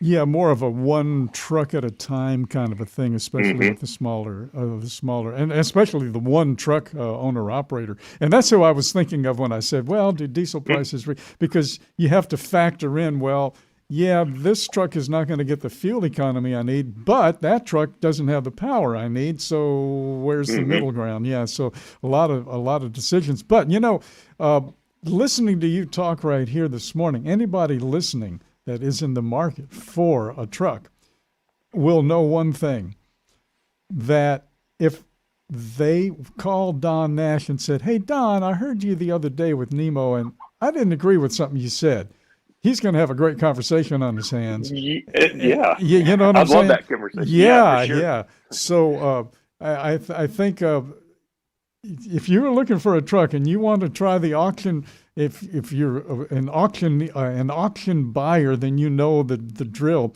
If you don't know the auction drill, though, Don, do you have a lot of first-time jitters and things like that on both sides of the equation? Well, I think so. Yeah. From a buyer's perspective, for sure. Right. I mean, everything that we do at purplewave.com focuses on what we call buyer confidence, because we want that buyer to be very confident in what they're looking at on the screen when they're making that purchase decision.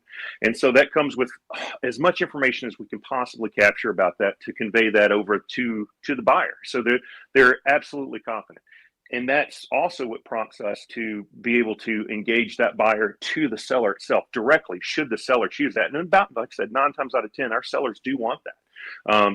But at any time, even that 10% that say, no, I've got a business to run, you guys handle it, we're there on the backside too, where they can give us a call. And then if we don't know the answer to it, we obviously reach out to the owner to get that information. So that buyer confidence is hypercritical to what we do. And I encourage anybody listening, if you're making an auction purchase, do that homework, do the legwork on that, reach out to the seller, whether it's the auction company or the individual. Make those questions known to them. Be very comfortable with that. Again, those sorts of things are what we really focus upon to drive confidence in our platform, obviously, but also confidence in the equipment that you're going to purchase through purplewave.com.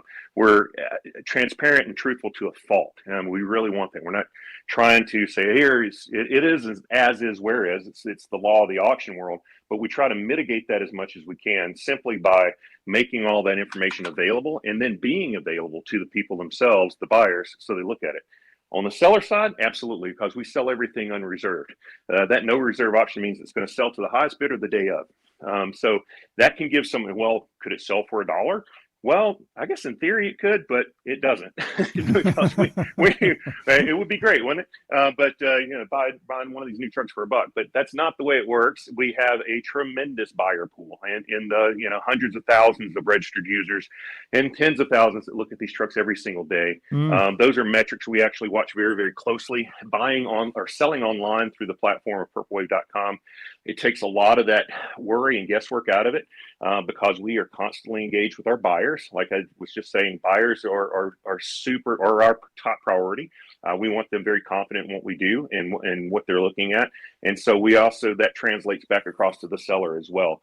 We're going to engage those buyers. We're going to find the right buyers for your particular truck. We're not just taking your truck to an auction on Thursday and saying, I hope we get enough people in and registered, where we'll have a subset of people that might be interested in that VNL 670 that you've got that we're trying to sell. We're actually reaching out to every person that's ever looked at a VNL 670 over a certain amount of time and soliciting them to come through an invite to take a look at the equipment that we have online. We have a whole team that does that. And then everybody at Purple Wave who wears purple, even myself, that's what we do. We engage with prospective buyers. We're more as interested in what you're looking to buy as much as what you're looking to sell. Mm-hmm. So that positioning is very, very important. But yeah, it still comes with a little bit of jitters, right? It's got that unknown, but our job as the auction house, as the auctioneer, as the remarketing component for that particular seller is to make that buyer confident that this is the truck and it's well represented. And if there's anything you don't understand about it, please reach out to us and or through the website to the seller himself and do your homework and do your legwork. But having that volume come through our channels, it really, if you try to sell something on your own and you make that price point, and we tell this to all of our customers or sellers, you're already starting kind of at a disadvantage because the person that's going to show up probably is not going to pay you what you're asking for that particular truck. They're going to ask you, try to negotiate down. That's just normal. That's business, right? Mm-hmm. So that's just what we do. But we take that and turn that around a little bit. We put that where we're not telling everybody the price of the candy bar. We're letting the community figure that out on their own, what they're willing to spend. Highest bidder wins. That way, it usually will go past the price that somebody might have in their mind of what they're wanting to sell it for. And so if they would have sold it for what they were trying to sell it for, they may not have got as much money with it as well. So you're starting yourself in a box if you're trying to sell it, through Facebook Marketplace or anything like that. Whereas on the auction platform, especially through purplewave.com, where we have very, very confident buyers who rely and understand our platform extremely well, that it can go a lot higher than that. That's why the no reserve process of what we do really, really works. Well, Don, you know what time it is now. It is time for Don's Purple Wave Pick of the Month. Yes, sir. So this month we've got a 2021 Volvo VNL, and it is sitting over in Salinas, Kansas. So it's just not too far from our home office there up in Manhattan, Kansas. It's offered to us through Great Plains Trucking, our good partners there that we've done a lot of business with. As a matter of fact, it's not just one truck. They've got a small fleet of trucks they got up there for this coming auction on Thursday. So it's a 2021 Volvo. Beautiful truck, absolutely beautiful. It's got about 486,000 on it. Service life on those engines, it's a D13 Volvo, so it's maybe 25%, 30% through its service life. Still have a lot of life left into it. Super clean looking truck. Has a big cattle guard on the front of it. It's a mid-rise sleeper on it, 72-inch sleeper. Automated transmission, 455 horsepower, but she's absolutely gorgeous. Current bid on it's holding about 25,000. We expect that to obviously go up a little bit when she goes to close, but that truck, if you had to go spec that same truck out and buy it today new, you're probably looking at something about, I don't know, so 165,000, somewhere around there, maybe a little bit more with FET, depending on your relationship with your Volvo Mac dealer. But you got an opportunity to buy one here that's got a lot of life left into it, and she's just as clean as one of the new ones for a lot less. So we're hoping to see some good numbers on that. And again, anything else that's on purplewave.com coming up on Thursday as well at our Thursday truck sale. Fantastic. Don, always a great pleasure talking to you, man, and listening to you because I learn a lot. That's for sure. Oh, well, I appreciate that. I learn a lot listening to this whole show. I really do enjoy all the programming that you put on, Dave, and congratulations on your switch over, and looking forward to talking to you again next month. Absolutely. Don Nash, everybody. And the place to be is purplewave.com. Just that simple, purplewave.com. Well, Jimmy Mack is back here in the studio, and the Boston Trucker is going to be joining us here right after the bottom of the hour. And we're going to have some weather programming coming up, too, aren't we? Well, that's the idea. I'm going to be talking with some folks today. We'll see if we can work something out to give people a sense of what is coming in the week. I mean, we don't have to go into the kind of details we used to go into before because so many apps exist that kind of get us one further step down the road. Mm-hmm. We're still trying to figure out what that weather report looks like, and we would rather have it come from pros. I mean, I know a little bit about weather. I got a major in meteorology from my alma mater, but I didn't pursue that passion, as it were. So we thought we'd reach out to some folks. I'm talking to them later on today, see if we can get you guys more programming on a show that is already expanding its programming by leaps and bounds. Dean, who we talked to this morning, is going to be dropping in just for a short time every Monday, just to kind of give us just a little bit of what's going on in the freight market for the week. And, of course, speaking of what's next, not only is the Boston Trucker next, but he's been kind of playing around with some stuff that's coming up next and, well, might have decided to embrace it as opposed to running in the other direction. Nemo Nation continues on the other side of this after these messages.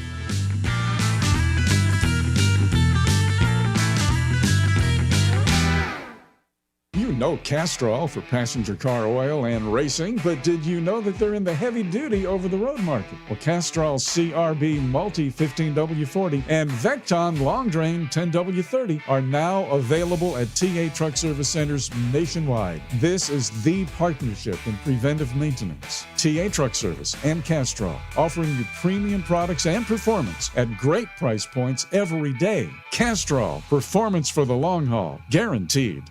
The mission of Wreaths Across America is unwavering, remembering our fallen heroes, honoring those who are currently serving, along with their families, and most importantly, teaching the next generation about the value of freedom. And you can join our mission with a $17 donation that sponsors a fresh Maine Balsam Remembrance Wreath. Each wreath will be laid in honor of a veteran who gave the ultimate sacrifice for our nation. To sponsor your wreath, please visit wreathsacrossamerica.org. That's wreathsacrossamerica.org. In a video game, if you get enough experience, you level up. And when you level up, you gain more skill. And with enough skill, you beat the boss and win the game. Sounds a lot like trucking, doesn't it? Except in trucking, you don't beat the boss, you become the boss. And if you want to be the boss, you gotta meet the boss. And that boss? Carrier's Edge boss, Jane Jezraoui. Want your drivers to level up? Carrier's Edge has the training, comprehensive safety, compliance, and best practices on one website. It's a simple subscription with no contract and no commitment. Learn more. Try it out. Level up. CarriersEdge.com. Hey, come on! We're starting the game! All right, I'm coming. Wait for me. CarriersEdge.com. There was an era when truckers were out there, alone. Long rides, dark nights, miles from home. As part of the road gang, though, Dave Nemo helped change all of that. As a voice in the darkness, Dave kept drivers going with music, jokes, and of course, friendship. And if you miss those days, Radio Nemo's got something for you. Nemo's Night Beat puts the gang back together with an hour of trucking tunes and road songs, classic comedy, and those fun factoids that you came to expect. Nemo's Night Beat is Dave at his very best every Monday night at 7 in the Center on iHeart, Odyssey, and Live 365, as well as Tuesday night at 9 on Wreaths Across America Radio. So head on over to RadioNemo.com and join the gang on the beat. Nemo's Night Beat. Buckle up, because we're merging back into traffic on Radio Nemo's Nemo Nation. This is the last half hour. You can almost call it the post-trip, as it were, the final half hour of Nemo Nation. Later on today, just in a little bit, Dave is going to be recording Nemo's Night Beat. Tell us quickly about that before I get our friend, the Boston Trucker, in the conversation. We are calling it the multimodal edition of Nemo's Night Beat. We're going to have truck songs, car songs, boat songs, train songs, and plane songs. And the whole enchilada and the burrito on the side. And the name of the song that you kind of put at the center of it last night, what did you tell me it was going to be by the Eagles? Yeah, we started talking about that, and then I think I changed gears, but Midnight Flyer. Well, I think the whole show kind of fell apart is really what happened. Did, yeah. Putting the pieces together like that little car that you run into the wall. Yeah. Midnight Flyer was a song that I had first heard in the bluegrass world by the Osborne brothers, Bobby and Sonny Osborne. And it's about this guy who's missing this woman and, engineer, put that coal in there and get that train moving on. Well, what is not mentioned in that song, and I didn't know about this until years later, and I thought it was kind of weird that you'd have a song called Midnight Flyer, great song. And a laundry list of people have done it. But there was a train called the Midnight Flyer up in New Jersey that crashed in 1922. And I have the story about that. On the same day as the Edmund Fitzgerald. No, that didn't happen. No, really. But And I thought it was a little incongruous to have a song like that about a train that crashed and people were killed and injured and everything, and not mention anything about it. It's kind of weird. It was almost like Gordon Lightfoot writing a song about the Edmund Fitzgerald, but not mentioning. And what a good time everybody had in the dining galley. Yeah, exactly. Yeah, exactly. Nemo's Night Beat, of course, is everywhere that we do the action. I would go to iHeart, by the way, guys, and also on Reads Across America, where it often makes its debut. Big thanks to our friends over at Reads Across America. You can actually make requests for both songs and shows for Night Beat by going to Nightbeat at RadioNemo.com. Mike Gaffin, of course, is somebody we are cuckoo for Cocoa Puffs about. The Boston trucker, as he is wont to sometimes do, has made his way over to Nemo Nation and joins us this morning. Hey, Mike, what's the good word? Hey, good morning, guys. Great to be on the show. It's raining in Boston. It's warm. The deep freeze is on its way here. I'm hauling some gravel today across the state and be switching over to the low boy to start moving snow equipment, start getting ready for the season. Hey, we're sporting 47 degrees right now in New Orleans. Wow. Amateur hour, right, yeah. Mike? Right, absolutely. That's 25 degrees below normal, though. Wow. You guys got to get the parkas out and the sweaters. Yeah. By the way, the Boston Trucker on YouTube is where you can find Mike and find all the action. Mike, I'm going to make this really short and sweet and to the point. You've had some interesting experiments recently with AI, have you not? I have. I've just discovered AI, and what I'm doing is I'm taking old trucking pictures. I have a huge catalog saved, and I'm bringing them to life on using AI, which I really don't know what I'm doing. Once I figure out what I'm doing, it's going to be even better. But I'm making some really great videos on TikTok and Instagram, taking old school pictures and bringing them to life. And it takes me about 2 hours to make a 1-minute video. There's a lot of trial and error, a lot of editing. You got to pick the right music, but it's getting a lot of great support, and people are really seem to enjoy them. I'm going to tell you this right now: is I was watching a something on CBS Morning on Sunday, and they were talking about the displacement that AI is going to cause left, right, and everything in the middle. Look, one of the people, though, who was incredibly bullish on AI, he had a great line that I loved.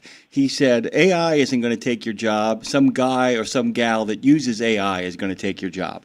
And I really love that kind of outlook at it, the idea that it's like, you know, in the same way Michael Freeze of Transport Topics came on talking about AI, and he said, this is going to get absorbed like everything else does. We all thought that the internet was the end of life as we knew it. It set off a massive economic boom. Are you already beginning to plan, when you figure this stuff out, when you really figure out these programs, what your next plans are for what you're going to create? No, I kind of wing it. It's like I'm just sitting there, you know, with the family, and everyone's ignoring each other because they're on their phones, of course, and we're watching television. Like, I'm going to make a video, and I just start going through the catalog. I'm always doing social media when I'm not driving my truck full time, and full-time dad and trying to be a good husband. But at nighttime when it gets quiet, I'm making videos. I just started. You guys remember the great trucking journalist Betty Garber? Mm-hmm. Yeah. Do you remember her? Yeah. So Betty passed away 17 years ago this Thursday, and she was probably the most well-known journalist. She was with American Trucker and Trucking News and heavy-duty trucks, and she was there during Smokey and the Bandit, the making of it, the movie. You can see her van in part 1. And her photos and slides have been moved around the country multiple times, and they've landed with a great guy named Mark Harder. Mark Harder was an owner-operator for PGT and Horseless Carriage, and unfortunately, somebody hit him head-on, and he lost a lot of his eyesight.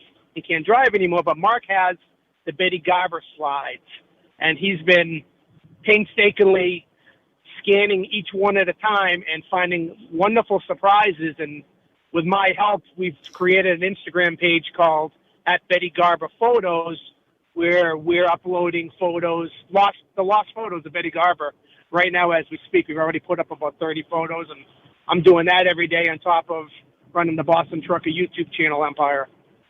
You know, it's interesting too, Mike, and I've kind of become a little bit obsessed with this as well because my father, who's still alive, but he served in the U.S. military, he's in the Army during the Vietnam War. He was stationed over at the Pentagon, and we have been asked on numerous occasions by numerous people, Dave, if we had pictures of it, if we in fact had pictures. And we don't because of, here's the irony, because of Hurricane Katrina. We lost so much. Oh, wow. But the prospects of AI, because of all the other stuff that they have and our ability to kind of reach out to the Department of Defense and get some stuff on my dad from his military time, really sets up some interesting possibilities. Is that, it's reclamation. I mean, what you're doing is you're giving people a chance to kind of have this sort of, this reimagined sense of the past, making it clearer, or at least making it seem more in Technicolor, even if it is in black and white. I mean, when you kind of do this project, do you feel like you're stepping back through time?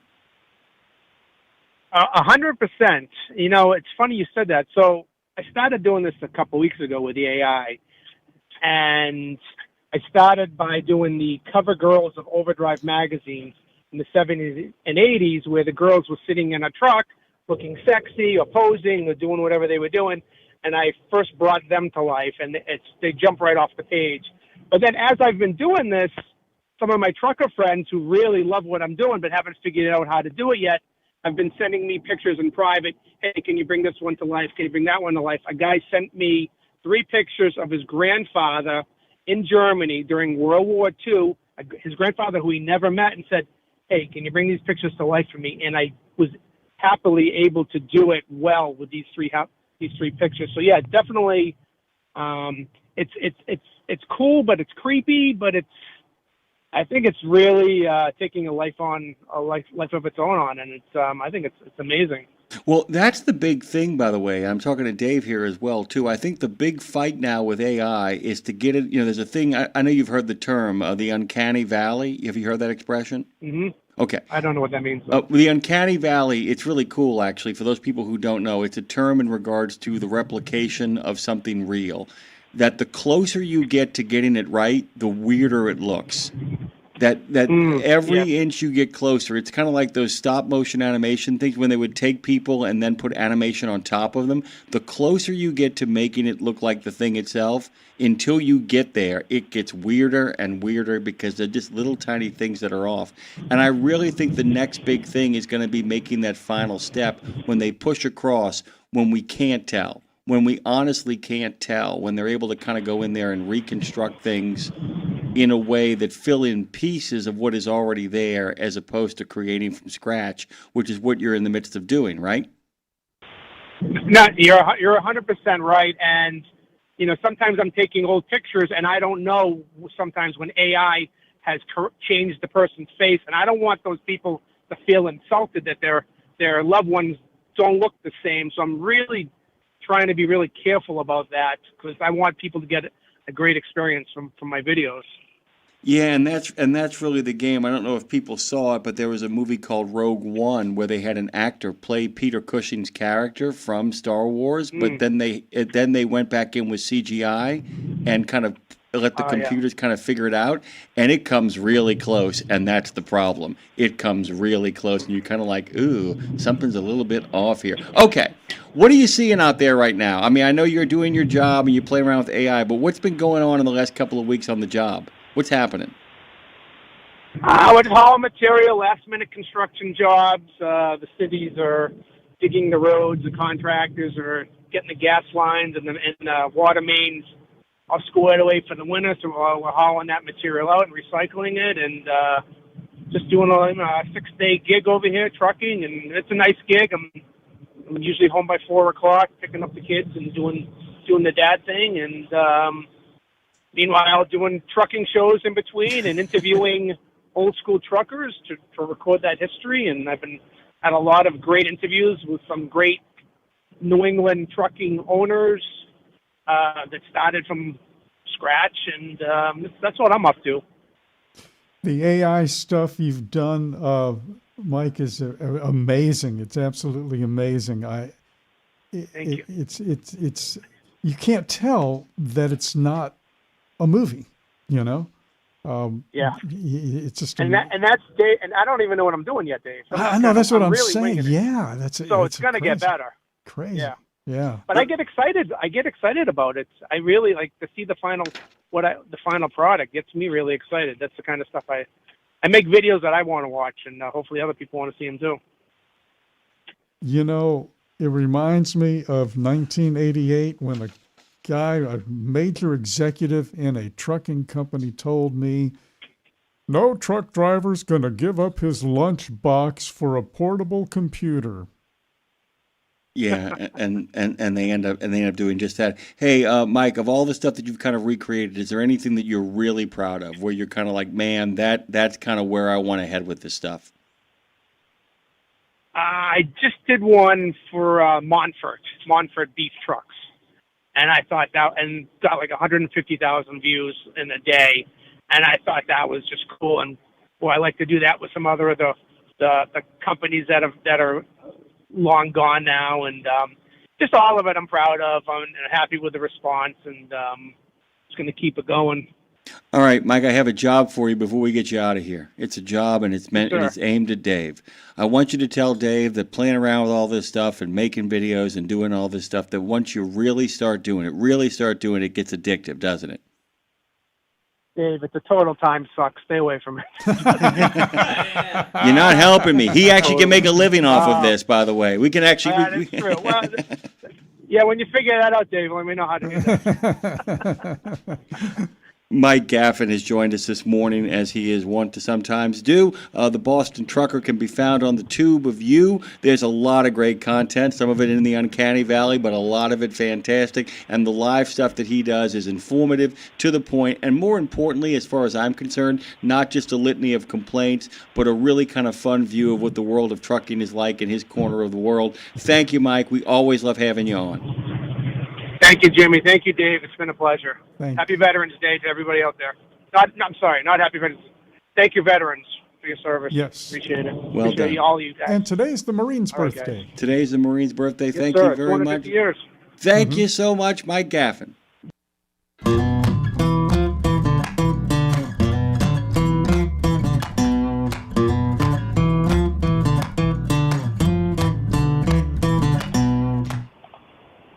Speak his name and he shall appear. Mike Roth is here. Introduce him, Dave. Mike Roth, who heads up. He's the executive director of NACFE, the North American Council on Freight Efficiency. Good morning, Mike. Sounds like you're in a moving vehicle at the moment. No, I'm sat still. I'm not too far from you guys. I'm over in Gulf Shores, Alabama. I think I told you last week I was here, so I'm here getting a little R&R and work done. Does that make sense? Yeah, that's what I'm doing. Has, by the way, because we're on the river, cold fronts tend to make their way to us faster. Are you guys getting that cold weather, or are you just being able to enjoy the beach? Well, yes and no. I mean, it's there was 3 inches of snow in northern Indiana where I tend to live, and down in the teens with wind chill. So it's warmer here than that. Let's just leave it at that. Hey, by the way, 48 degrees can be a balmy condition if the alternative is 19 with a wind chill factor of 5. So yeah, it's all relative. I can kind of get by. And Dre and I were talking. You and I talked a little bit about this before. Dre and I were talking this morning that we're both excited because the temperatures here are in the 40s, which means tonight he and I can actually fire up grills in the darkness and get by a fire and do some cold weather grilling. By the way, so we're excited about that. I know you're a fan of occasionally getting a fire going as well. Okay, Very good. So what's happening on the beach? What are you doing when you're not relaxing? What are you collating? What are you organizing? And what are you looking at? Yeah, I mean the work is so much fun, and we're in the big season for Run on Less. I mean, we spent all the summer traveling to all the sites, 13 sites, and following all these different cool new trucks, whether it's high diesel mile per gallon or natural gas, battery, and hydrogen. And so that was really a busy time. Now the NACFE team is kind of hunkered down wherever we live. I mean, there's 13 of us all over the country, and we're digging into the data, and we're understanding what did we find here. And we we published some initial findings. More of that will be shared this week. But there's something exciting I do want to tell you guys about. We have a data set that's 2 million lines worth of data. So we tracked and displayed and showed the data online for 14 trucks over 18 days, and the data was taken every 10 seconds. So tons of data. I'll never open those files because I won't have a clue what I'm looking at, but there are a lot of people are. So the data's out there for geeky folks to go look at and make some thoughts. But we've also announced, since we talked, a workshop we're going to conduct in Boulder, Colorado, so just outside of Denver, where we're inviting anybody that downloaded that data and went through a bit of a thorough analysis project and want to share that with NACFE. You can join us. The thing is, it's like a potluck dinner. If you bring a dish, you got to bring a dish to share to participate. So you have to bring that presentation, but we expect maybe 15 to 20 others will do the same thing. So a lot of fun and detailed work looking at a lot of what's going on. I mean, very, that'll help us a lot because friends of ours and people out there analyzing the data will tell us what they've learned, and we'll probably come up with additional insights to what we've already had or what we'll do in our own work. And it'll be a lot of fun. So we expect, university research centers, the truck OEMs, infrastructure folks, and other groups to join us there. It's going to be really good. Now it'll be geeky, it'll be a lot of detailed data stuff, but that's where the real insights come from. What does that look like, by the way? How do people? Is it different methodologies? Do you guys try to control the narrative in which things are presented to you, or do you kind of let people take their own approaches? Yeah, great question. It's both. So we will have. I mean, you can't do something like this without some sort of process template to follow. So each organization will get 15 minutes, and to be in the room, you got to bring a presentation, unless you're one of our fleets. So NACFE's got fleets that are deploying these technologies, some of which were in the run, some not. So there's a group of fleets will be there. I call them like the America's Got Talent judges. So they'll be in the front row. So 15 minutes to present, 5 minutes from of questions from the fleets, and then we'll go to the next one. So we'll do 3 an hour. And guys, if it's 20 of these, that's with breaks, that's a full day or day and a half.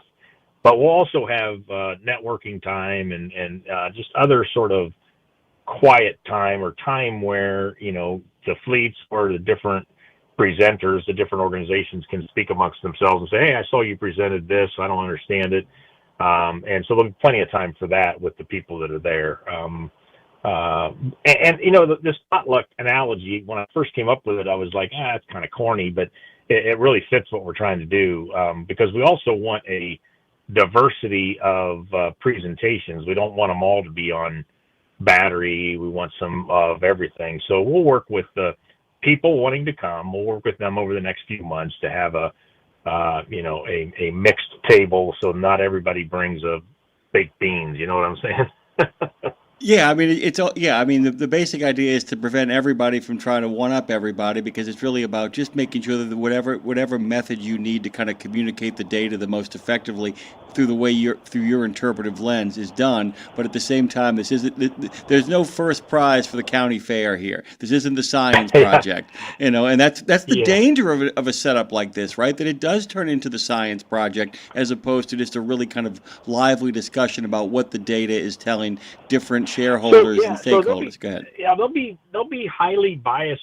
people in the room. So whether it's I hate to even make it up, but somebody who's like supplying natural gas trucks and want them to be a higher part of the share going forward, they're going to probably take a look at this data with a bias towards natural gas, and then there'll be others with less biases. So we're encouraging that, and although this sounds a little risky for us, we're confident that the benefits will be worth some of those risks. And everybody, people want to move this along, and it'll be a great event, and we won't have anything to worry about. So let me ask you, in regards to once that is done, because so much of what you guys do, Mike, is literally like you will gather data, have people meet, make presentations, talk about what those presentations and what that information means, and then what is after that? What is the next step? Yeah. I had a different question for you today, but you have opened up a whole Pandora's box here when you said presentation. Yeah. So we're going right now. We're out talking about these initial findings. We're saying, hey, did you see this? Did you see that? And the other. And we're watching responses and getting feedback as to whether the world believes us or not and agrees with us on what we're finding.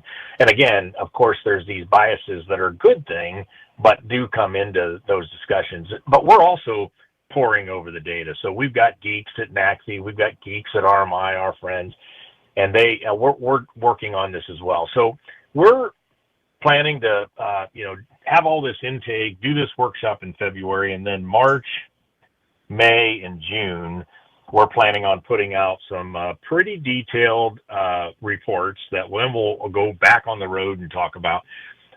We're using the filters of, how did these 4 different solutions compare operationally? How do they compare in cost of operation? And how do they compare on emissions footprints? Because we think those are the 3 things that people have the big questions on. I mean, first of all, can they do the job? How well do they perform against, the baseline of diesel trucks and long haul? And then, cost and emissions. Those are kind of the big questions that everybody has. So we're planning on, I don't know if that's a report on each of those topics, guys, or something else quite yet.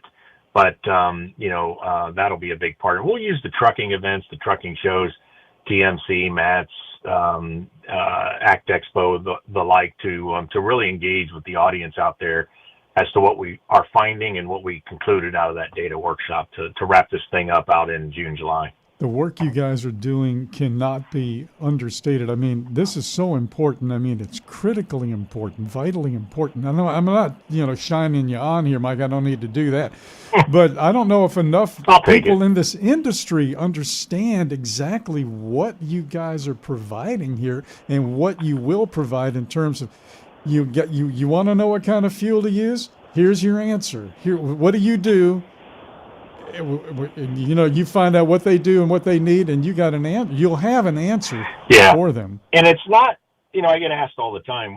We get asked all the time some form of this question, like, why are you still doing this now? Yeah. Because the regulations are gone, and we don't have the sustainability tag, push and pull and all that. It's because at NACFE we've done a lot of work to see real benefits in these technologies, in addition to being, less NOx, particulate matter, and carbon. We see other advantages, like, I definitely see, and of course there's listeners that think I'm crazy, but that the battery electric truck has a real total cost of benefit opportunity coming. It's not there today. They cost too much. The charging is not there. Some of these things are really nascent, but I believe, and the NACFE team does, that there's a real cost advantage there. Now, it's not maybe for every part of trucking, but for clearly many of those, with even surprisingly fairly high miles of, out and back, return to base, dual utilization. Some of those applications that get a lot of miles, but still stay close to infrastructure, like we've talked about many times in these Monday calls. So, yeah, that's exactly right, Dave. We see opportunities here even now. And some will emerge a little later than right now, but it's exciting. Yeah. I'm going to tell you something really cool. Anybody out there who wants to know more about Mike Roeth, if you actually have a Spotify account, all you have to do is type in Mike, R-O-E-T-H. Type that in. Not only will you get his guest appearances here on Nemo Nation and all across the platform, but you'll also get in touch with all the places that he has appeared, and including the podcast that he hosts. It is a wide open world, and the information is available at your fingertips. Guys, R-O-E-T-H will actually open up a lot of doors for you on a lot of podcast platforms. And Dave, what is the big website, though? Give it to him one more time. NACFE.org. Mike, enjoy the beach. Just have a good time. Make sure you use Mike and Roeth. You don't want to get that crazy uncle of mine. So Thank you, sir. It's always great talking to you. Have a great time over in Gulf Shores. Thank you, sir. I love talking to you guys. Thanks for having me. Oh, Have a good thank week. you, Mike. And that brings, of course, an end to another thrilling edition of Nemo Nation. I also wanted to say, by the way, Andre, Jerry Bowers took you to task on the chat. Took you to task. Oh, what's he want? You know, and by the way, Jamie gave us the layup. She mentioned the Budweiser commercials, and none of us said wasabi. Nicely done. Good to see Ten Ring dropped in to say hello to everybody as well too. We got to come up with our own alarm clock, man. Ooh, yeah. I like the Charles Chips one though. It was just, a ball banging inside of a can, and you can't literally stop it unless you get the can top off. It's terrible. And wonderful. I want to say just a quick good morning to @Ben-Hur.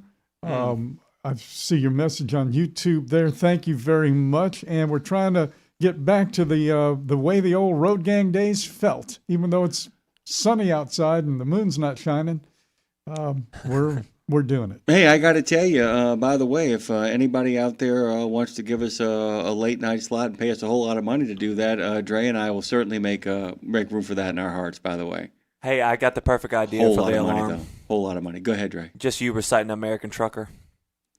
I am the American. But I don't think that would wake anybody up, Dre.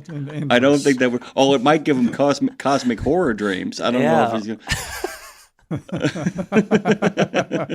Cosmic horror dreams. Oh my God! It's like Dave's voice emanating. CHD. You go to the center of the universe, and not only does it smell like raspberries, but it's Dave's voice reciting "I'm an American Trucker." Oh my God! Hey, look, Matthew McConaughey is on the Calm app. That's all we need to do is put Dave in that category. I'm an American. I'm an American Trucker. Yeah, read bedtime stories. All right. Yeah, can you see it? I'm an American Trucker. All right. Sometimes I just sit here and roll my fingers because I feel like I'm flicking a booger. Wait, give me one line from I'm an American Trucker. The road I travel is asphalt and endless. The road I travel is asphalt and endless. I'm going to say you Lincoln Continental now. All right. Oh, I feel so safe here. It's too funny. Thank you, Trucker Bosun. Thank you. You know what I mean. This has been Nemo Nation. Its technical producer is Phone Master Dre. Its executive producer is Jimmy Mack and Dave Nemo. Madison's in the back doing something. I know it's helpful. Makes Tara a lot less stressed. We appreciate all of you. But hang on tight, because tomorrow we're coming at you with Road Gang Radio and trucking with OOIDA. Wasabi!